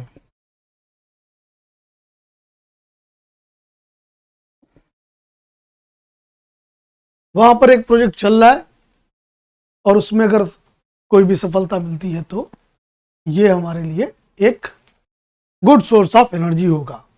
और फिर मैंने जैसा कि बताया ये परमाफ्रोस्ट रीजन, यानी कि जो पूरा आप समझ रहे हिमालय रीजन है, उसमें बहुत से ऐसे प्लेसेस होंगे जहां पर इनकी पॉसिबिलिटीज हैं, तो वो हमारे लिए गुड सोर्स ऑफ एनर्जी है।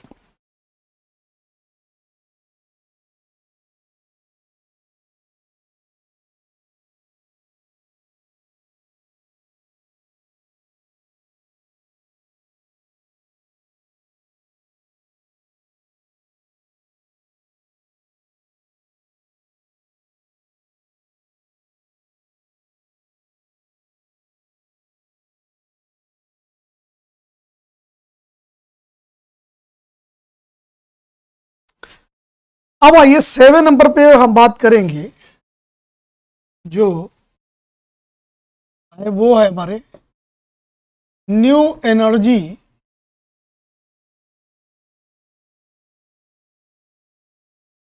सोर्सेस की बात करते हैं, जिसमें हम नंबर 1 पर बात करेंगे हाइड्रोजन हाइड्रोजन सेल की बात करेंगे। देखिए, ये आज के टाइम में बहुत कुछ हम लोग बनाने में सफल भी हो गए हैं, और हाइड्रोजन सेल के बारे में तो ये तक है कि इसको एक बार अगर हम लोग रिचार्ज कर लें, स्पेशली जब इसकी बनी हुई बैटरीज जो मोबाइल में यूज़ होंगी या अदर ऐसे इलेक्ट्रॉनिक गैजेट्स में, तो उनमें इतनी कैपेसिटी होगी कि एक बार इनको चार्ज कर लेने का मतलब कई सालों तक बिना रिचार्ज किए हम इनका यूटिलाइजेशन कर सकते हैं। अब हाइड्रोजन सेल का जो बेसिक प्रिंसिपल है वो क्या है कि यहां पर एक प्लेट इसमें लगाई गई है,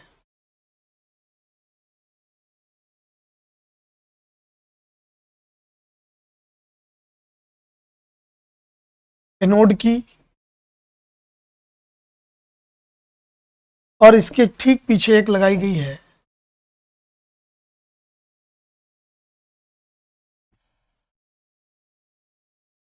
ये एक फिल्टर है, पेपर है कह सकते हो, इलेक्ट्रो लाइट पेपर, और इसके पीछे एक लगेगा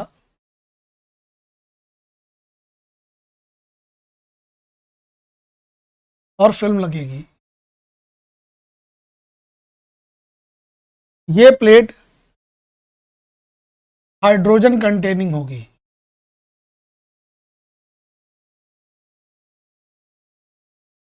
इसको हाइड्रोजन कंटेनिंग है, और ये जो फिल्म है,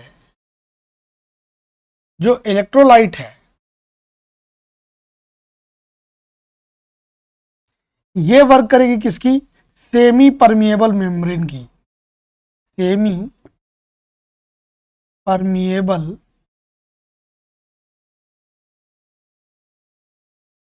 मेम्ब्रेन, इसकी तरीके से। अब इसका ये क्या है, ये सेलेक्टिवली चार्ज पार्टिकल्स को अलाउड करती है, इसका फंक्शन यही है।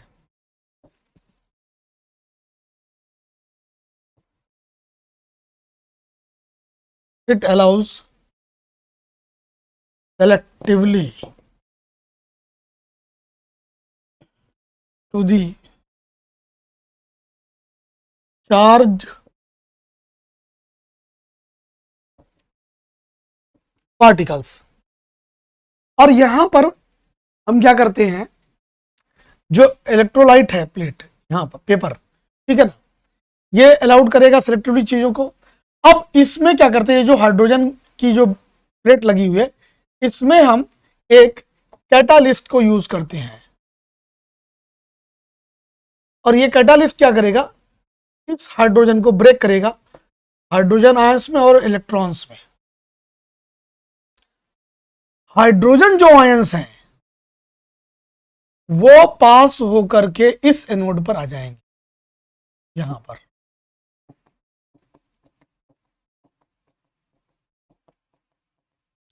और यहां पर क्या रह जाएंगे, इलेक्ट्रॉन्स।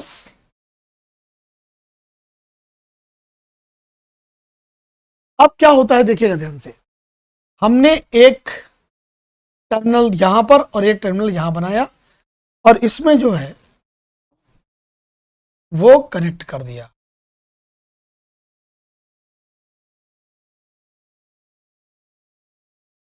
ये हमारा इलेक्ट्रॉनिक गैजेट है। तब होगा क्या, इलेक्ट्रॉन्स जो है वो फ्लो करेंगे इस साइड से इस साइड, और चूंकि यहां पर अब हाइड्रोजन आयंस जो है वो एक्यूमुलेट हो गए हैं, तो ये उसकी तरफ आएंगे। इस तरीके से क्या हुआ, जो पोटेंशियल डिफरेंस क्रिएट होता है,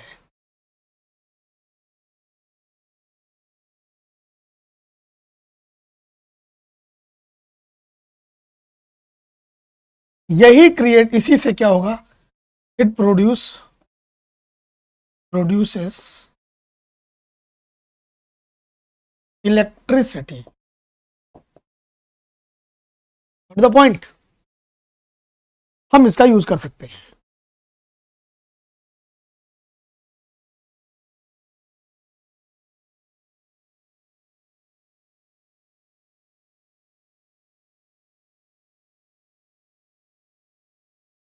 अब यहां पे ध्यान देना, अगर यही कैटालिस्ट कोई मटेरियल की बजाय, इफ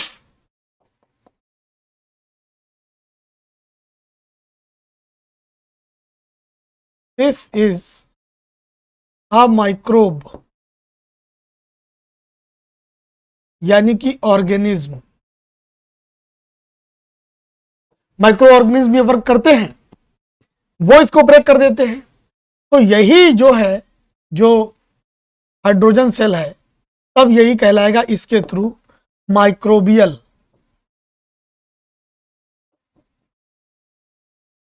सेल, तब ये माइक्रोबियल सेल कहलाएगा। बात क्लियर है? बहुत बेसिक चीज है।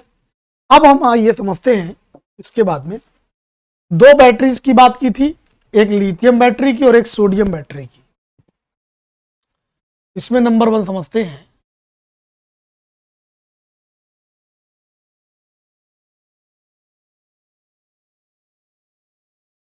लिथियम बैटरी की।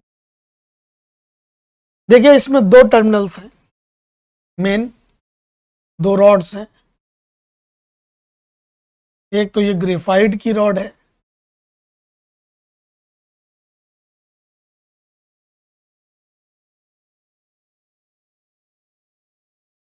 और दूसरी जो है वो है लिथियम रॉड।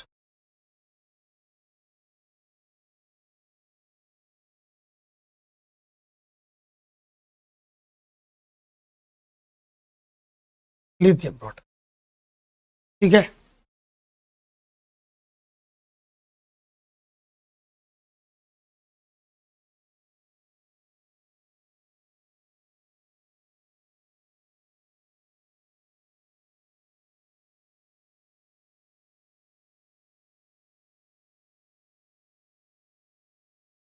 तो इसमें क्या होता है, एट चार्जिंग, जब हम चार्ज करते हैं,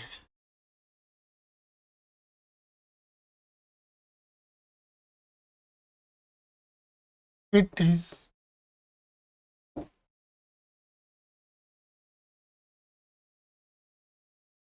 चार्जिंग। तो ये जो है नोड पॉइंट है और ये कैथोड है।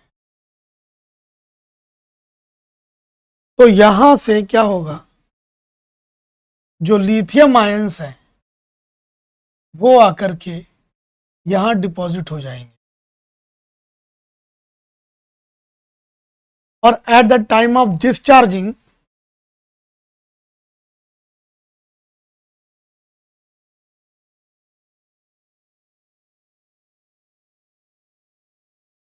डिस्चार्जिंग ये आयंस जो है वापस इधर जाएंगे। तो यहां पर पोटेंशियल डिफरेंस क्रिएट होगा and it will produce electricity, ठीक है। अब हम लोग बात करेंगे जो एडवांस एनर्जी फ्यूल है, इनकी बात करेंगे। अब इसमें देखिए वो कौन सी फ्यूल की कैटेगरी आएगी। एक तो सबसे इंपॉर्टेंट चीज क्या है कि जो हमारी एनर्जी की जो रिक्वायरमेंट है वो डे बाय डे क्या है, बढ़ती जा रही है।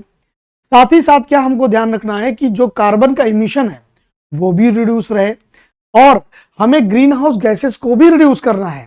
तो अब तक जितने भी हम लोगों ने जो ऐसे फॉसिल फ्यूल वगैरह पढ़े थे, उनमें क्या था कि कार्बन का एमिशन और जो ग्रीन हाउस गैसेस थी, इनका एमिशन बहुत ज्यादा हो रहा है। फिर हम लोग चले जो रिन्यूएबल सोर्सेस थे, उनमें ये चीजें नहीं है। लेकिन जैसी हमारी रिक्वायरमेंट है, जैसे कि मान लीजिए जो व्हीकल्स वगैरह हैं, उनमें हम जो रिन्यूएबल एनर्जी सोर्सेस हैं उनका हम यूज उतना नहीं कर सकते। भाई विंड एनर्जी को आप किसी व्हीकल में कैसे लगा करके चलेंगे, या ओशन एनर्जी को आप अपनी व्हीकल में कैसे लगाओगे, या जियोथर्मल एनर्जी को आप अपनी व्हीकल में कैसे लगाओगे। ये सोलर पैनल की भी बात कर लें तो इतना वो कन्वीनियंट नहीं है कि व्हीकल वगैरह में लगा करके चले। बाइक में कैसे लगेगा, टू व्हीलर, फोर व्हीलर, इनमें नहीं लगा पाएंगे। तब उसके लिए हमारे पास में ऐसे मोड आए हैं, जैसे कि एक सबसे इंपॉर्टेंट आया है, बहुत ही advance, highly advance, that is hydrogen fuel cell. अगर हम इसकी बात करें, देखिए ये हाईली एडवांस है। सबसे बड़ी बात क्या है कि ये बिल्कुल भी कार्बन एमिशन नहीं करता है। इसमें होता क्या, अल्टीमेटली मतलब फाइनली या तो ऑक्सीजन का इसमें इमिशन होगा या फिर वाटर फॉर्म होकर के रिलीज होगा। अब दो तीन तरीके से ये आता है। एक तो हाइड्रोजन फ्यूल सेल, अगर हम इसको यूज करेंगे तो इसमें जो मेथड मोड है वो ये है कि इसमें सिंपली 3 लेयर्स ली गई हैं। These are the 3 layers. सबसे पहली लेयर है एक, इसमें जो सबसे पहली लेयर ली गई है वो क्या है, वो एक मेटल की है, दैट इज वर्क करेगी कैसे, वो वर्क करेगी कैथोड की तरीके से। और इसमें एक दूसरी लेयर ली जा रही है, ये एक्ट करेगी इलेक्ट्रोलाइट की तरीके से। इलेक्ट्रोलाइट का मेन फंक्शन यही होता है कि जो मटेरियल है उसको आयंस में कन्वर्ट करना, ताकि इसमें जो इलेक्ट्रॉन्स का फ्लो बन सके। और एक तीसरी लेयर बनेगी, तीसरी जो इसमें लेयर है वो मेटल की है, जो एक्ट करेगी एनोड की तरीके से। अब इसमें बेसिक काम जो हो रहा होगा वो क्या है, वो समझिएगा। यहां से हम इसमें क्या करेंगे, हाइड्रोजन गैस को जो है वो सप्लाई देंगे। और हाइड्रोजन गैस की जब सप्लाई चलेगी तो ये जो एनोड है इस पर क्या है, इस पर एक कैटालिस्ट लगा है, जो ये क्या करेगा, इस हाइड्रोजन को हाइड्रोजन आयंस में ब्रेक करेगा। जब याद रखिए, देखिए हाइड्रोजन को देखे ना तो क्या है इसका 1H1, एटॉमिक नंबर कितना 1। इट मींस ये क्या कैरी करता है 1 इलेक्ट्रॉन 1 प्रोटॉन, और न्यूट्रॉन इसके पास में कोई नहीं है। ये एक ऐसा एलिमेंट है। अब जब ये आयनिक कंडीशन में आ गया, इट मींस इसने इमिट क्या किया है, इसने इमिट कर दिया है क्या, इलेक्ट्रॉन को। अब ये इलेक्ट्रॉन्स जो इमिट हुए हैं, ध्यान देखिएगा, ये इलेक्ट्रॉन जो है इमिट हो गए हैं इसमें।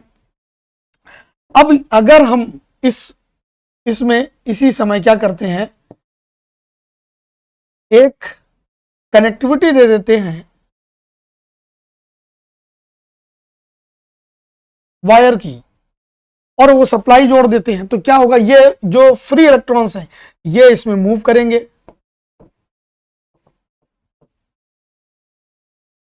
और इनके मूव करने से क्या, इसमें इलेक्ट्रिसिटी फ्लो हो जाएगी। अब जब इलेक्ट्रिसिटी फ्लो कर रही है, अल्टीमेटली तो ये यहां पहुंचेंगे इस कैथोड पर, यहां पर ये इलेक्ट्रॉन पहुंचेंगे। यहीं पर हम क्या करेंगे, हम यहां पर इसको देंगे सप्लाई, किसकी, इस तरफ से इसमें सप्लाई देंगे ऑक्सीजन की। ठीक, अच्छा, इस सेमी परमिएबल मेम्ब्रेन की बात करें हम, जिसको हम इलेक्ट्रोलाइट कह रहे हैं, ये इलेक्ट्रोलाइट क्या करता है, ये सेलेक्टिवली इट अलाउज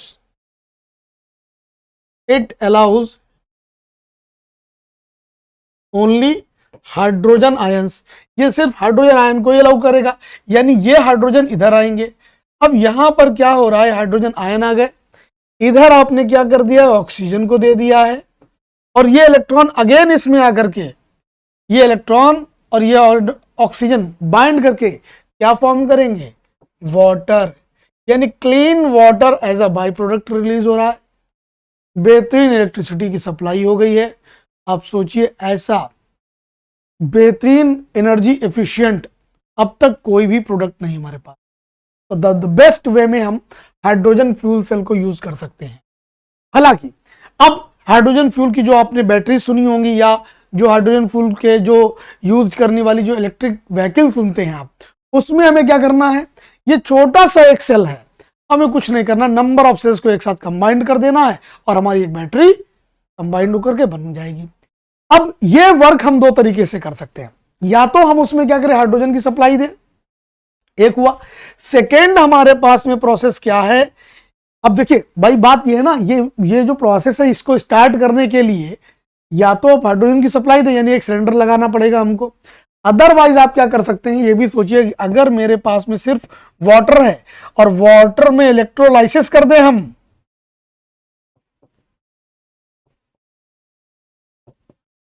तो ये वाटर जो है किसमें ब्रेक हो जाएगा, ये वाटर ये ब्रेक हो जाएगा हाइड्रोजन आयंस और ऑक्सीजन में ब्रेक हो जाएगा। अगेन हमारे पास हाइड्रोजन आयन आ गए, इट मीन्स यहां पर इलेक्ट्रॉन्स भी रिलीज हो जाएंगे और ये प्रोसेस हम करा सकते हैं। अब ये इलेक्ट्रोलाइसिस जो आप करवाओगे, याद रखिए इलेक्ट्रोलाइसिस करवाने का हमारे पास में क्या तरीका, अगेन वही जो हमारे पास में जो नॉन रिन्यूएबल फ्यूल्स हैं उनका कंबशन हो, जिससे कि इलेक्ट्रिसिटी आए, वो ब्रेक करे, ये प्रोसेस हो। अदरवाइज आप हाइड्रोजन गैस को डायरेक्ट यूज करिए, तो मेथड होता है। तो याद रखिएगा यहां पर आपको मैंने दो मेथड्स बताए हैं जिससे कि हाइड्रोजन फ्यूल सेल को बना सकते हैं। अब अगर हम बात करें आगे, तो एक स्टेप और समझ लें कि हम अगर वेस्ट टू एनर्जी, हम इस चीज को भी अगर देखें तो यह भी हमारे लिए बहुत हेल्पफुल है। और वो वेस्ट टू हेल्पफुल कैसे होगा, एनर्जी कैसे फॉर्म होगी, वो अगेन हमारी बनने किससे, बायोमास से। बायोमास से एक तो मैंने बायोमास के आपको बताया था बहुत ही सिंपल मेथड, जिसको मैंने बोला था कि bye fermentation,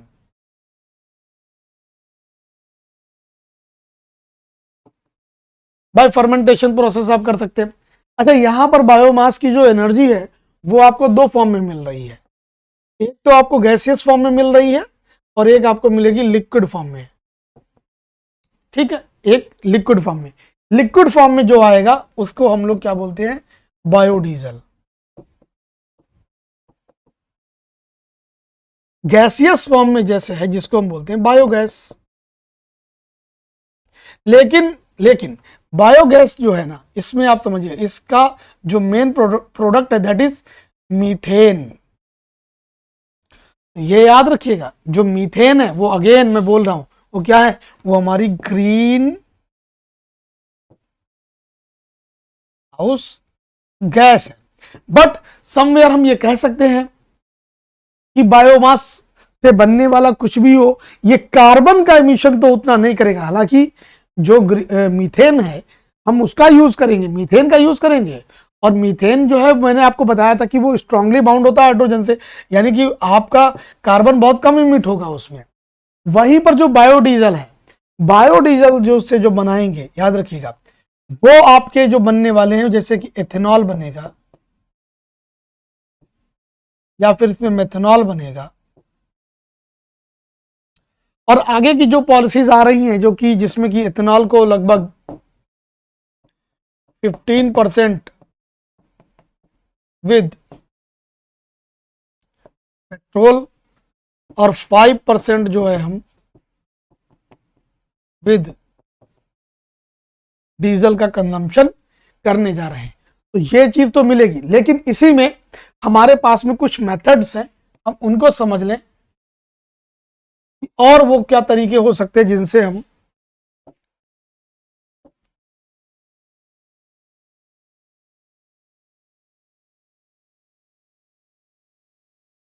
methods to obtain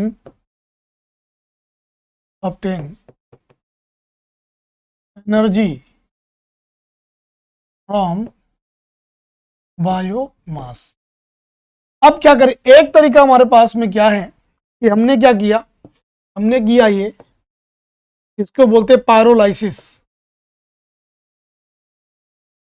अब ये जो पायरोलाइसिस है इसको समझिएगा, इसमें हम क्या करेंगे, combustion of biomass in the absence of oxygen. ठीक है, यानी हम क्या कर रहे हैं, एक क्लोज्ड जो है वो सिस्टम में जो भी बायोमास है उसको क्या कर रहे हैं, हाई हीट प्रोड्यूस कर रहे हैं। उस हाई हीट से क्या होगा, ये जो बायोमास है ये फ्यूल में कन्वर्ट होगा। और स्पेशलिटी क्या है यहाँ पर, याद रखिए, जो पॉइंट नोट करने वाला वो ये है कि यहाँ पर ऑक्सीजन जो है it will be totally absent, ये एब्सेंट होगी। दूसरी जो प्रोसेस है इसमें वो है गैसिफिकेशन की।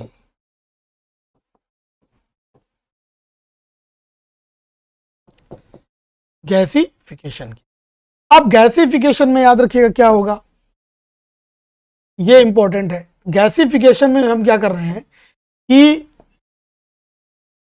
कंबशन तो कर रहे हैं, कंबशन ऑफ बायोमास, लेकिन याद रखिएगा इन द कंट्रोल्ड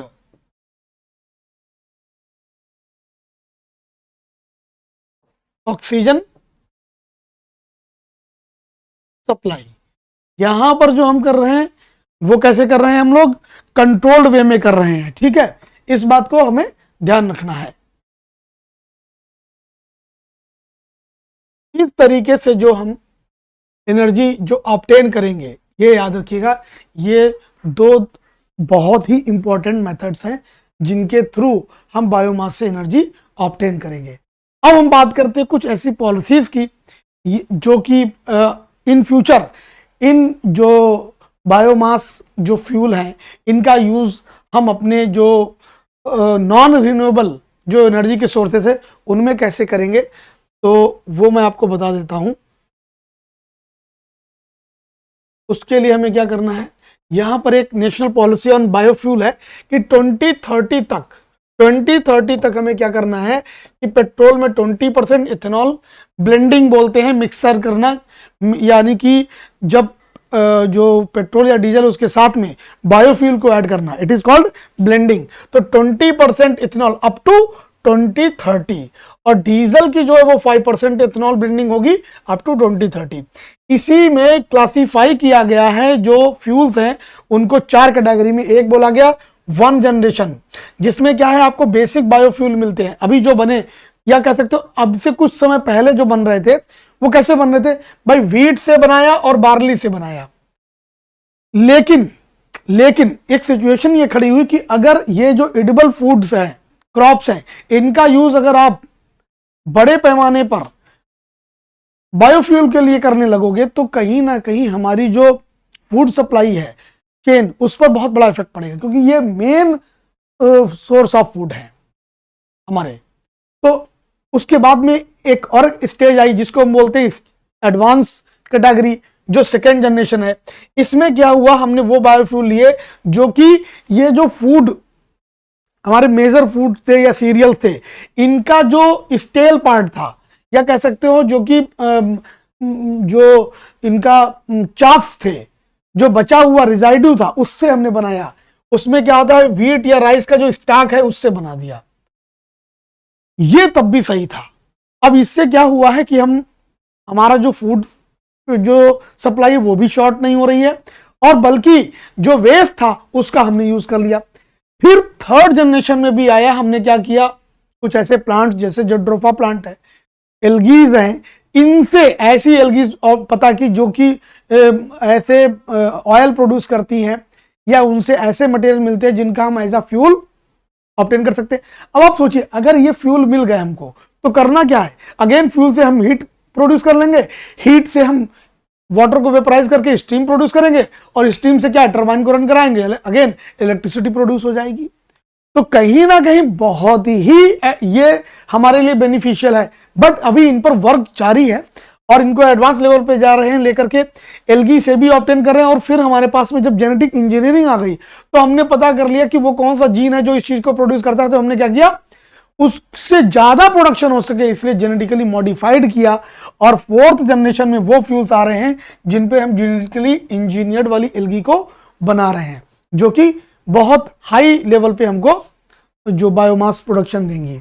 अब इनसे जो हमारे व्हीकल्स चलेंगे उन्हीं को हम लोग बोलते हैं फ्लेक्सी फ्यूल व्हीकल्स, जिसमें हम क्या लेकर के जा रहे हैं, मीथेन को 5%, इथेनॉल को जो है जो है 20%, 80% और 85% तक इनका जो ब्लेंडिंग है वो लेकर के जा रहे हैं। ठीक है, तो ये चीजें हमारी कंप्लीट हुई फ्यूल से। अब हम लोग करेंगे क्या, इस पर रिलेटेड जितने भी क्वेश्चंस प्रीवियस ईयर के उनको भी देखें और उनको डिस्कस करेंगे। ओके, अब हम लोग बात करेंगे जो अपना टॉपिक एनर्जी है उस पर जो कुछ प्रीवियस ईयर्स के जो क्वेश्चंस है उनको डिस्कस कर लें। इसमें जैसे एक क्वेश्चन आया कि पाइप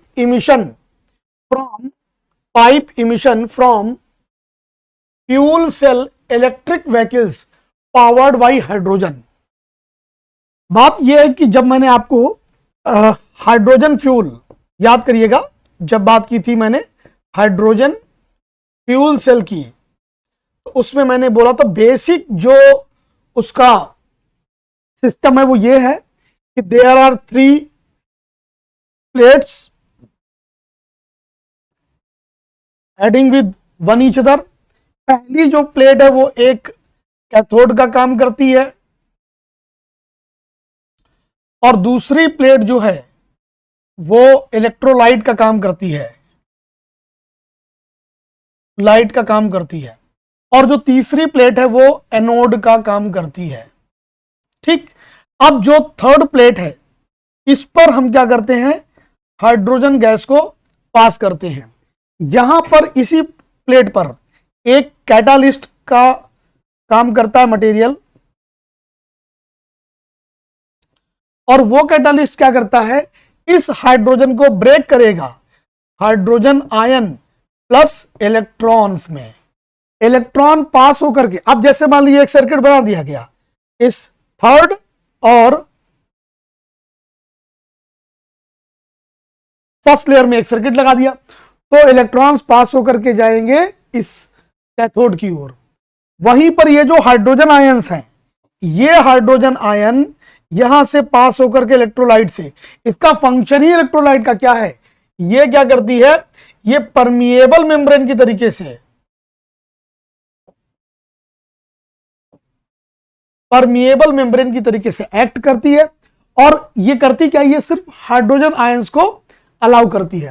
तो हाइड्रोजन आयन पास होकर के वो इस प्लेट पर आ जाएंगे। ठीक, अब यहां पर ये जो फर्स्ट प्लेट है इस पर यहीं पर ऑक्सीजन को सप्लाई किया जाएगा, और इधर से क्या पहुंच रहे हैं, देखिए इलेक्ट्रॉन्स आ रहे हैं। ठीक है, तो इनके ये पास होने से इसमें इलेक्ट्रिसिटी जनरेट हो जाएगी।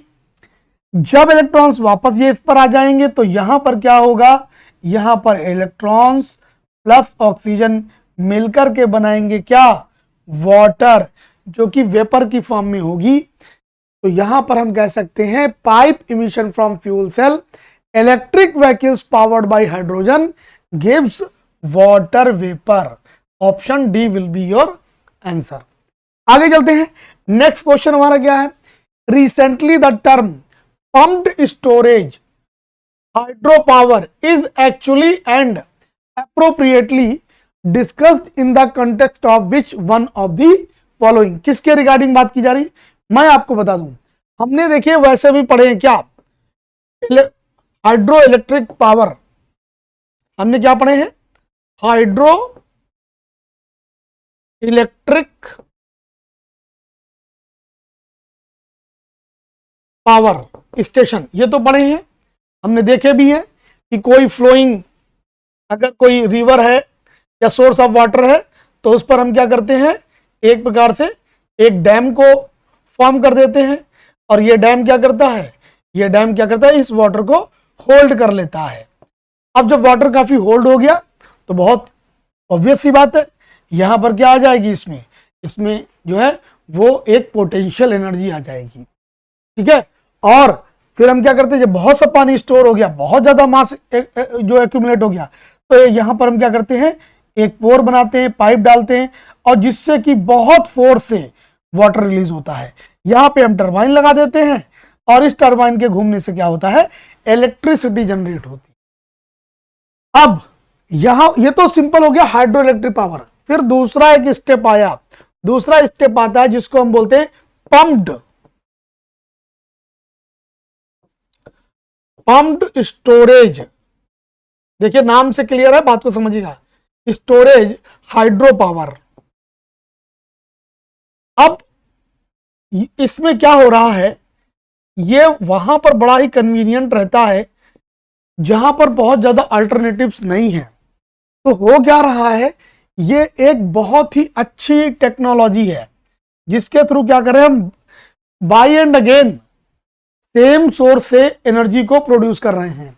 अब इसमें क्या होता है, हमारे पास में दो स्टोरेज सिस्टम है, एक हाइट पर है और एक जो है लो एरिया पे है, ठीक। और इसमें वाटर फिल है, देखिए पहले तो इसमें वाटर फिल है, समझो ये लो एलिवेटर वाला सिस्टम है यहां पे।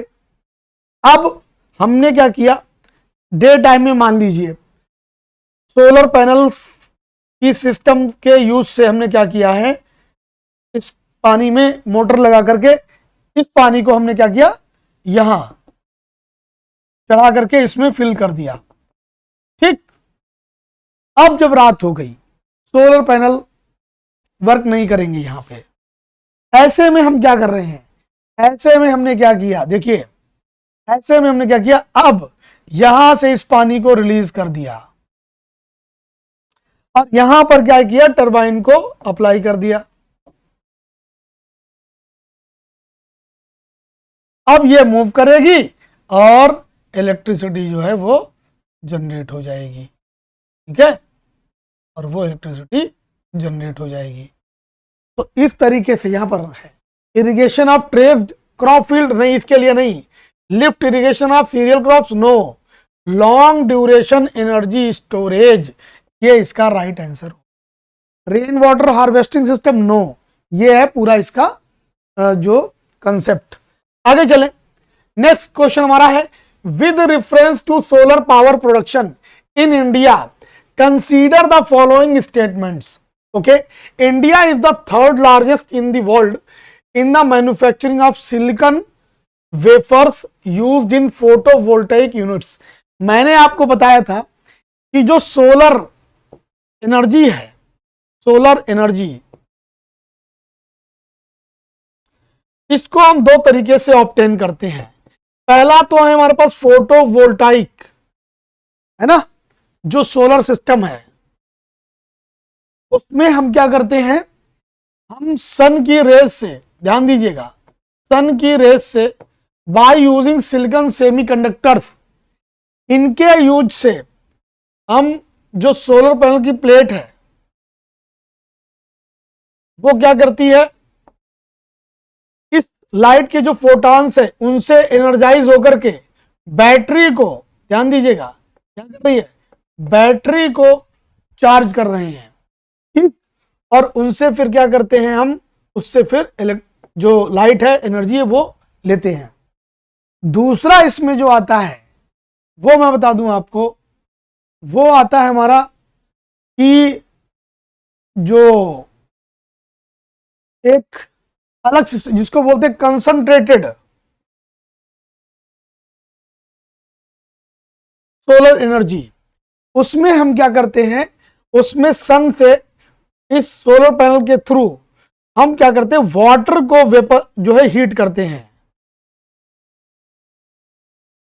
उसको हीट करते हैं और फिर उसमें क्या करते हैं, जब हीट होता है तो वेपर बनती है, वेपर से क्या करते हैं हम टरबाइन को रन कराते हैं, ठीक, और इससे इलेक्ट्रिसिटी जनरेट करते हैं। तो ये दो तरीके से यहां पर इलेक्ट्रिसिटी जनरेट होती है। अब यहां क्या करें, India is the third largest, no ये रॉन्ग है। क्यों रॉन्ग है, देखिए इसमें तो चाइना काफी आगे है, ताइवान भी है, और अगर मैं बात करूं तो जो साउथ कोरिया है वो भी काफी आगे है। तो ये तीन तो ऑलरेडी आगे हैं, तो हम तो थर्ड तो नहीं है। फिर the solar power tariffs are determined by the solar energy corporation of India, बिल्कुल इसका तो रोल है, लेकिन कह रहे हैं सिर्फ यही नहीं है, बल्कि सेंट्रल का जो है ना, वो एक जो कमेटी है सेंट्रल इलेक्ट्रिक पावर कमेटी, एक तो वो देखती है इसको, दूसरी स्टेट इलेक्ट्रिक पावर कमेटी जो है वो देखती है, ये 2 देखती हैं और साथ ही में ये भी देखती है, तो 3 देखती हैं। इसलिए इसमें नीदर 1 नॉर 2, ना पहला सही है और ना दूसरा, दोनों ही रॉन्ग हो गए। क्वेश्चन बहुत ध्यान से देखिएगा, पढ़िएगा, इसको पूरा जानिएगा। नेक्स्ट है, with reference to fuel cells in which hydrogen rich fuel and oxygen are used to generate electricity, consider the following statement। ठीक है, फ्यूल सेल की बात की जा रही है। मैंने अभी आपको हाइड्रोजन फ्यूल सेल के बारे में बताया था। If pure hydrogen is used as a fuel, the fuel cell emits heat and water as by product. ये बात अभी मैंने बताई आपको। फाइनली वहां पर क्या होता है आप देख सकते हो, जो मैंने बताया। ये देखो, फाइनली यहां पर वाटर और हीट तो वेपर के रूप में बनेगी ही बनेगी, नो डाउट। तो ये फर्स्ट तो राइट है। Fuel cells can be used by powering building and not for small devices like laptop computer. बिल्कुल भी नहीं। एक फ्यूल सेल बहुत छोटा सा, बहुत छोटी बैटरी होती है, ठीक है। तो fuel cell can be use for powering buildings, मतलब इनको बहुत सारी लगा दी गई तो एक बड़ी बैटरी बन जाएगी। इनको ढेर सारी एक साथ अगर आप एक साथ लगा दोगे छोटे छोटे सेल को बना करके, बड़ी बैटरी बन जाएगी। लेकिन सिंगल का यूज करके हम लैपटॉप और वो भी चलाते हैं, तो सेकेंड तो रॉन्ग हो जाएगा। Fuel cells produce electricity in the form of alternating current, no, ये तो बिल्कुल गलत है। याद रखिए, बल्कि फ्यूल सेल्स जो होते हैं दे ऑलवेज प्रोड्यूस डीसी यानी डायरेक्ट करंट। डायरेक्ट करंट का मतलब जो होता है कि करंट की जो डायरेक्शन होती है वो एक ही डायरेक्शन में रहता है।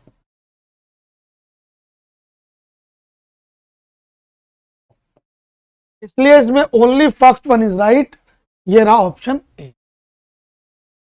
नेक्स्ट क्वेश्चन हमारा है, with reference to technologies for solar power production consider the following statement. Photovoltaics is the technology that generates electricity by direct conversion of light into electricity, while solar thermal is the technology that utilizes the sun rays to generate heat, which is further used in electricity generation process। बिल्कुल बिल्कुल सही है। अभी मैंने बताया यही 2 system होते हैं, पहला तो बिल्कुल सही है। दूसरा है photovoltaics generator alternating current while solar thermal generate direct current. ऐसा नहीं होता है, ऐसा नहीं होता है। फोटोवोल्टाइक जनरेट अल्टरनेटिंग करंट नहीं होगा भाई, वो भी तो डीसी ही बनाएंगे। अरे वो जाएगा तो बैटरीज में ही, बैटरीज के लिए, ठीक है। तो ये वाला रॉन्ग हो जाएगा। India has a manufacturing base for solar thermal technology but not for photovoltaics. बिल्कुल नहीं, फोटोवोल्टाइक्स में भी बहुत वर्क हो गया है, और जो सोलर जो थर्मल है हमारा, ठीक है, फोटोवोल्टाइक्स जो पावर जनरेशन है उसमें भी वर्क किया, यानी दोनों में वर्क किया है। तो only first one is right, second and third is wrong. Next question देखिए क्या है, with reference to 2 non-conventional energy sources called coal bed methane and shale gases। देखिए, कोल बेड का मतलब जो कोयले की जो माइंस होती उनमें से जो गैस निकलती है। शेल गैसेस जो होती हैं जो बहुत लो लेवल पे आप जाओगे जब वाटर बॉडीज में, तो वहां पर वाटर के प्रेशर से वो नीचे प्रेस्ड होती हैं, ठीक है। तो कह रहे हैं कि coal bed methane is the pure methane gas extracted from coal seams, while shale gas is a mixture of propane and butane only. नहीं, ओनली तो नहीं है, ठीक है, बल्कि इसमें भी मीथेन ही होती है कोल गैस में, याद रखिएगा। तो first one is wrong. In India abundant coal bed methane sources exist but so far no shale gas sources have been found। no, it is also wrong। पाए गए हैं, बहुत से सोर्सेस हैं, तो सेकंड भी रॉन्ग हो गया, फर्स्ट भी रॉन्ग हो गया। नीदर वन नॉर टू, यानी कि ना पहला ना दूसरा, याद रखें ये दोनों ही। और ये प्रीवियस ईयर के क्वेश्चंस हैं, तो ध्यान रखिएगा, इनको देखिएगा जो आए हैं और किस लेवल पे आपको चीज को पढ़ना है, साइंस एंड टेक को किस लेवल पढ़ना है, ये भी आप यहां से कंसीडर करिए। बायोमास गैसिफिकेशन, मैंने आपको बताया था कि पायरोलाइसिस करना और दूसरा मतलब in the absence of oxygen, और दूसरा होता है गैसिफिकेशन जिसको बोलते हैं, second one is gasification, second one is gasification. तो इसमें क्या होता है, in the presence of oxygen, yes oxygen present होती but in a controlled way. तो coconut shells, groundnut shells and rice husk can be used in biomass gasification. ठीक है, ये तो सही है, इनका यूज किया जाता है बायोमास में। मैंने बताया आपको जो बायोमास में होता है, स्पेशली जो रिजाइडू पार्ट है, वेस्टेज है, उसका यूज करते हैं हम लोग। सेकेंड है the combustible gases generated from biomass gasification consist of hydrogen and carbon dioxide only. No, carbon monoxide भी होती है इसमें, याद रखिएगा, कार्बन मोनोऑक्साइड भी होती है, second one is wrong. Third, the combustible gases generated from biomass gasification can be used for direct heat generation but not in internal combustible engine। नहीं, इंटरनल कंबस्टिबल जो इंजन होते हैं उनमें भी इसका यूज हो सकता है और किया भी गया है, बिल्कुल किया गया है। तो ये थर्ड वन रॉन्ग हो जाएगा। डायरेक्ट हीट तो ले ही सकते हैं बट इंडीड इनका भी यूज आप कर सकते हैं। इसमें जो इंजन इंटरनल कंबस्टिबल इंजन का मतलब होता है जैसे कि जो व्हीकल्स के इंजन होते हैं, हमारे बाइक वगैरह के होते हैं, गाड़ियों के अंदर इंजन के अंदर जो कंबशन होता है फ्यूल का, ठीक है ना, गाड़ी को स्टार्ट करते हो, किक मारते हो, फिर गाड़ी के अंदर पेट्रोल ही तो जलता है, उसी से तो हीट मिलती है, उसी से तो एनर्जी मिलती है हमको रन कराने की। तो second and third wrong, only first one is right, याद रखें। नेक्स्ट है माइक्रोबियल फ्यूल सेल्स क्या होते हैं। देखिए मैंने आपको बताया था जब हाइड्रोजन फ्यूल की बात अभी की थी, मैंने हाइड्रोजन सेल की बात की थी, तो तीन प्लेट्स हमारी ये हो गई, ये फर्स्ट हो गई और ये थर्ड हो गई। तो थर्ड जो थी उसमें मैंने कैटालिस्ट की बात की थी। अब इस कैटालिस्ट को क्या करते हैं, अगर इसकी जगह पर हम कोई माइक्रोब यूज कर लें और इलेक्ट्रोलाइट की जगह पर बायोमास का यूज करते हैं, तो याद रखिएगा यही माइक्रोब जो होते हैं, यही सेल फिर कंसीडर किए जाएंगे माइक्रोबियल फ्यूल सेल। हम तब इनको इसके रूप में यूज करेंगे। Microbial fuel cells are considered a source of sustainable energy. Why?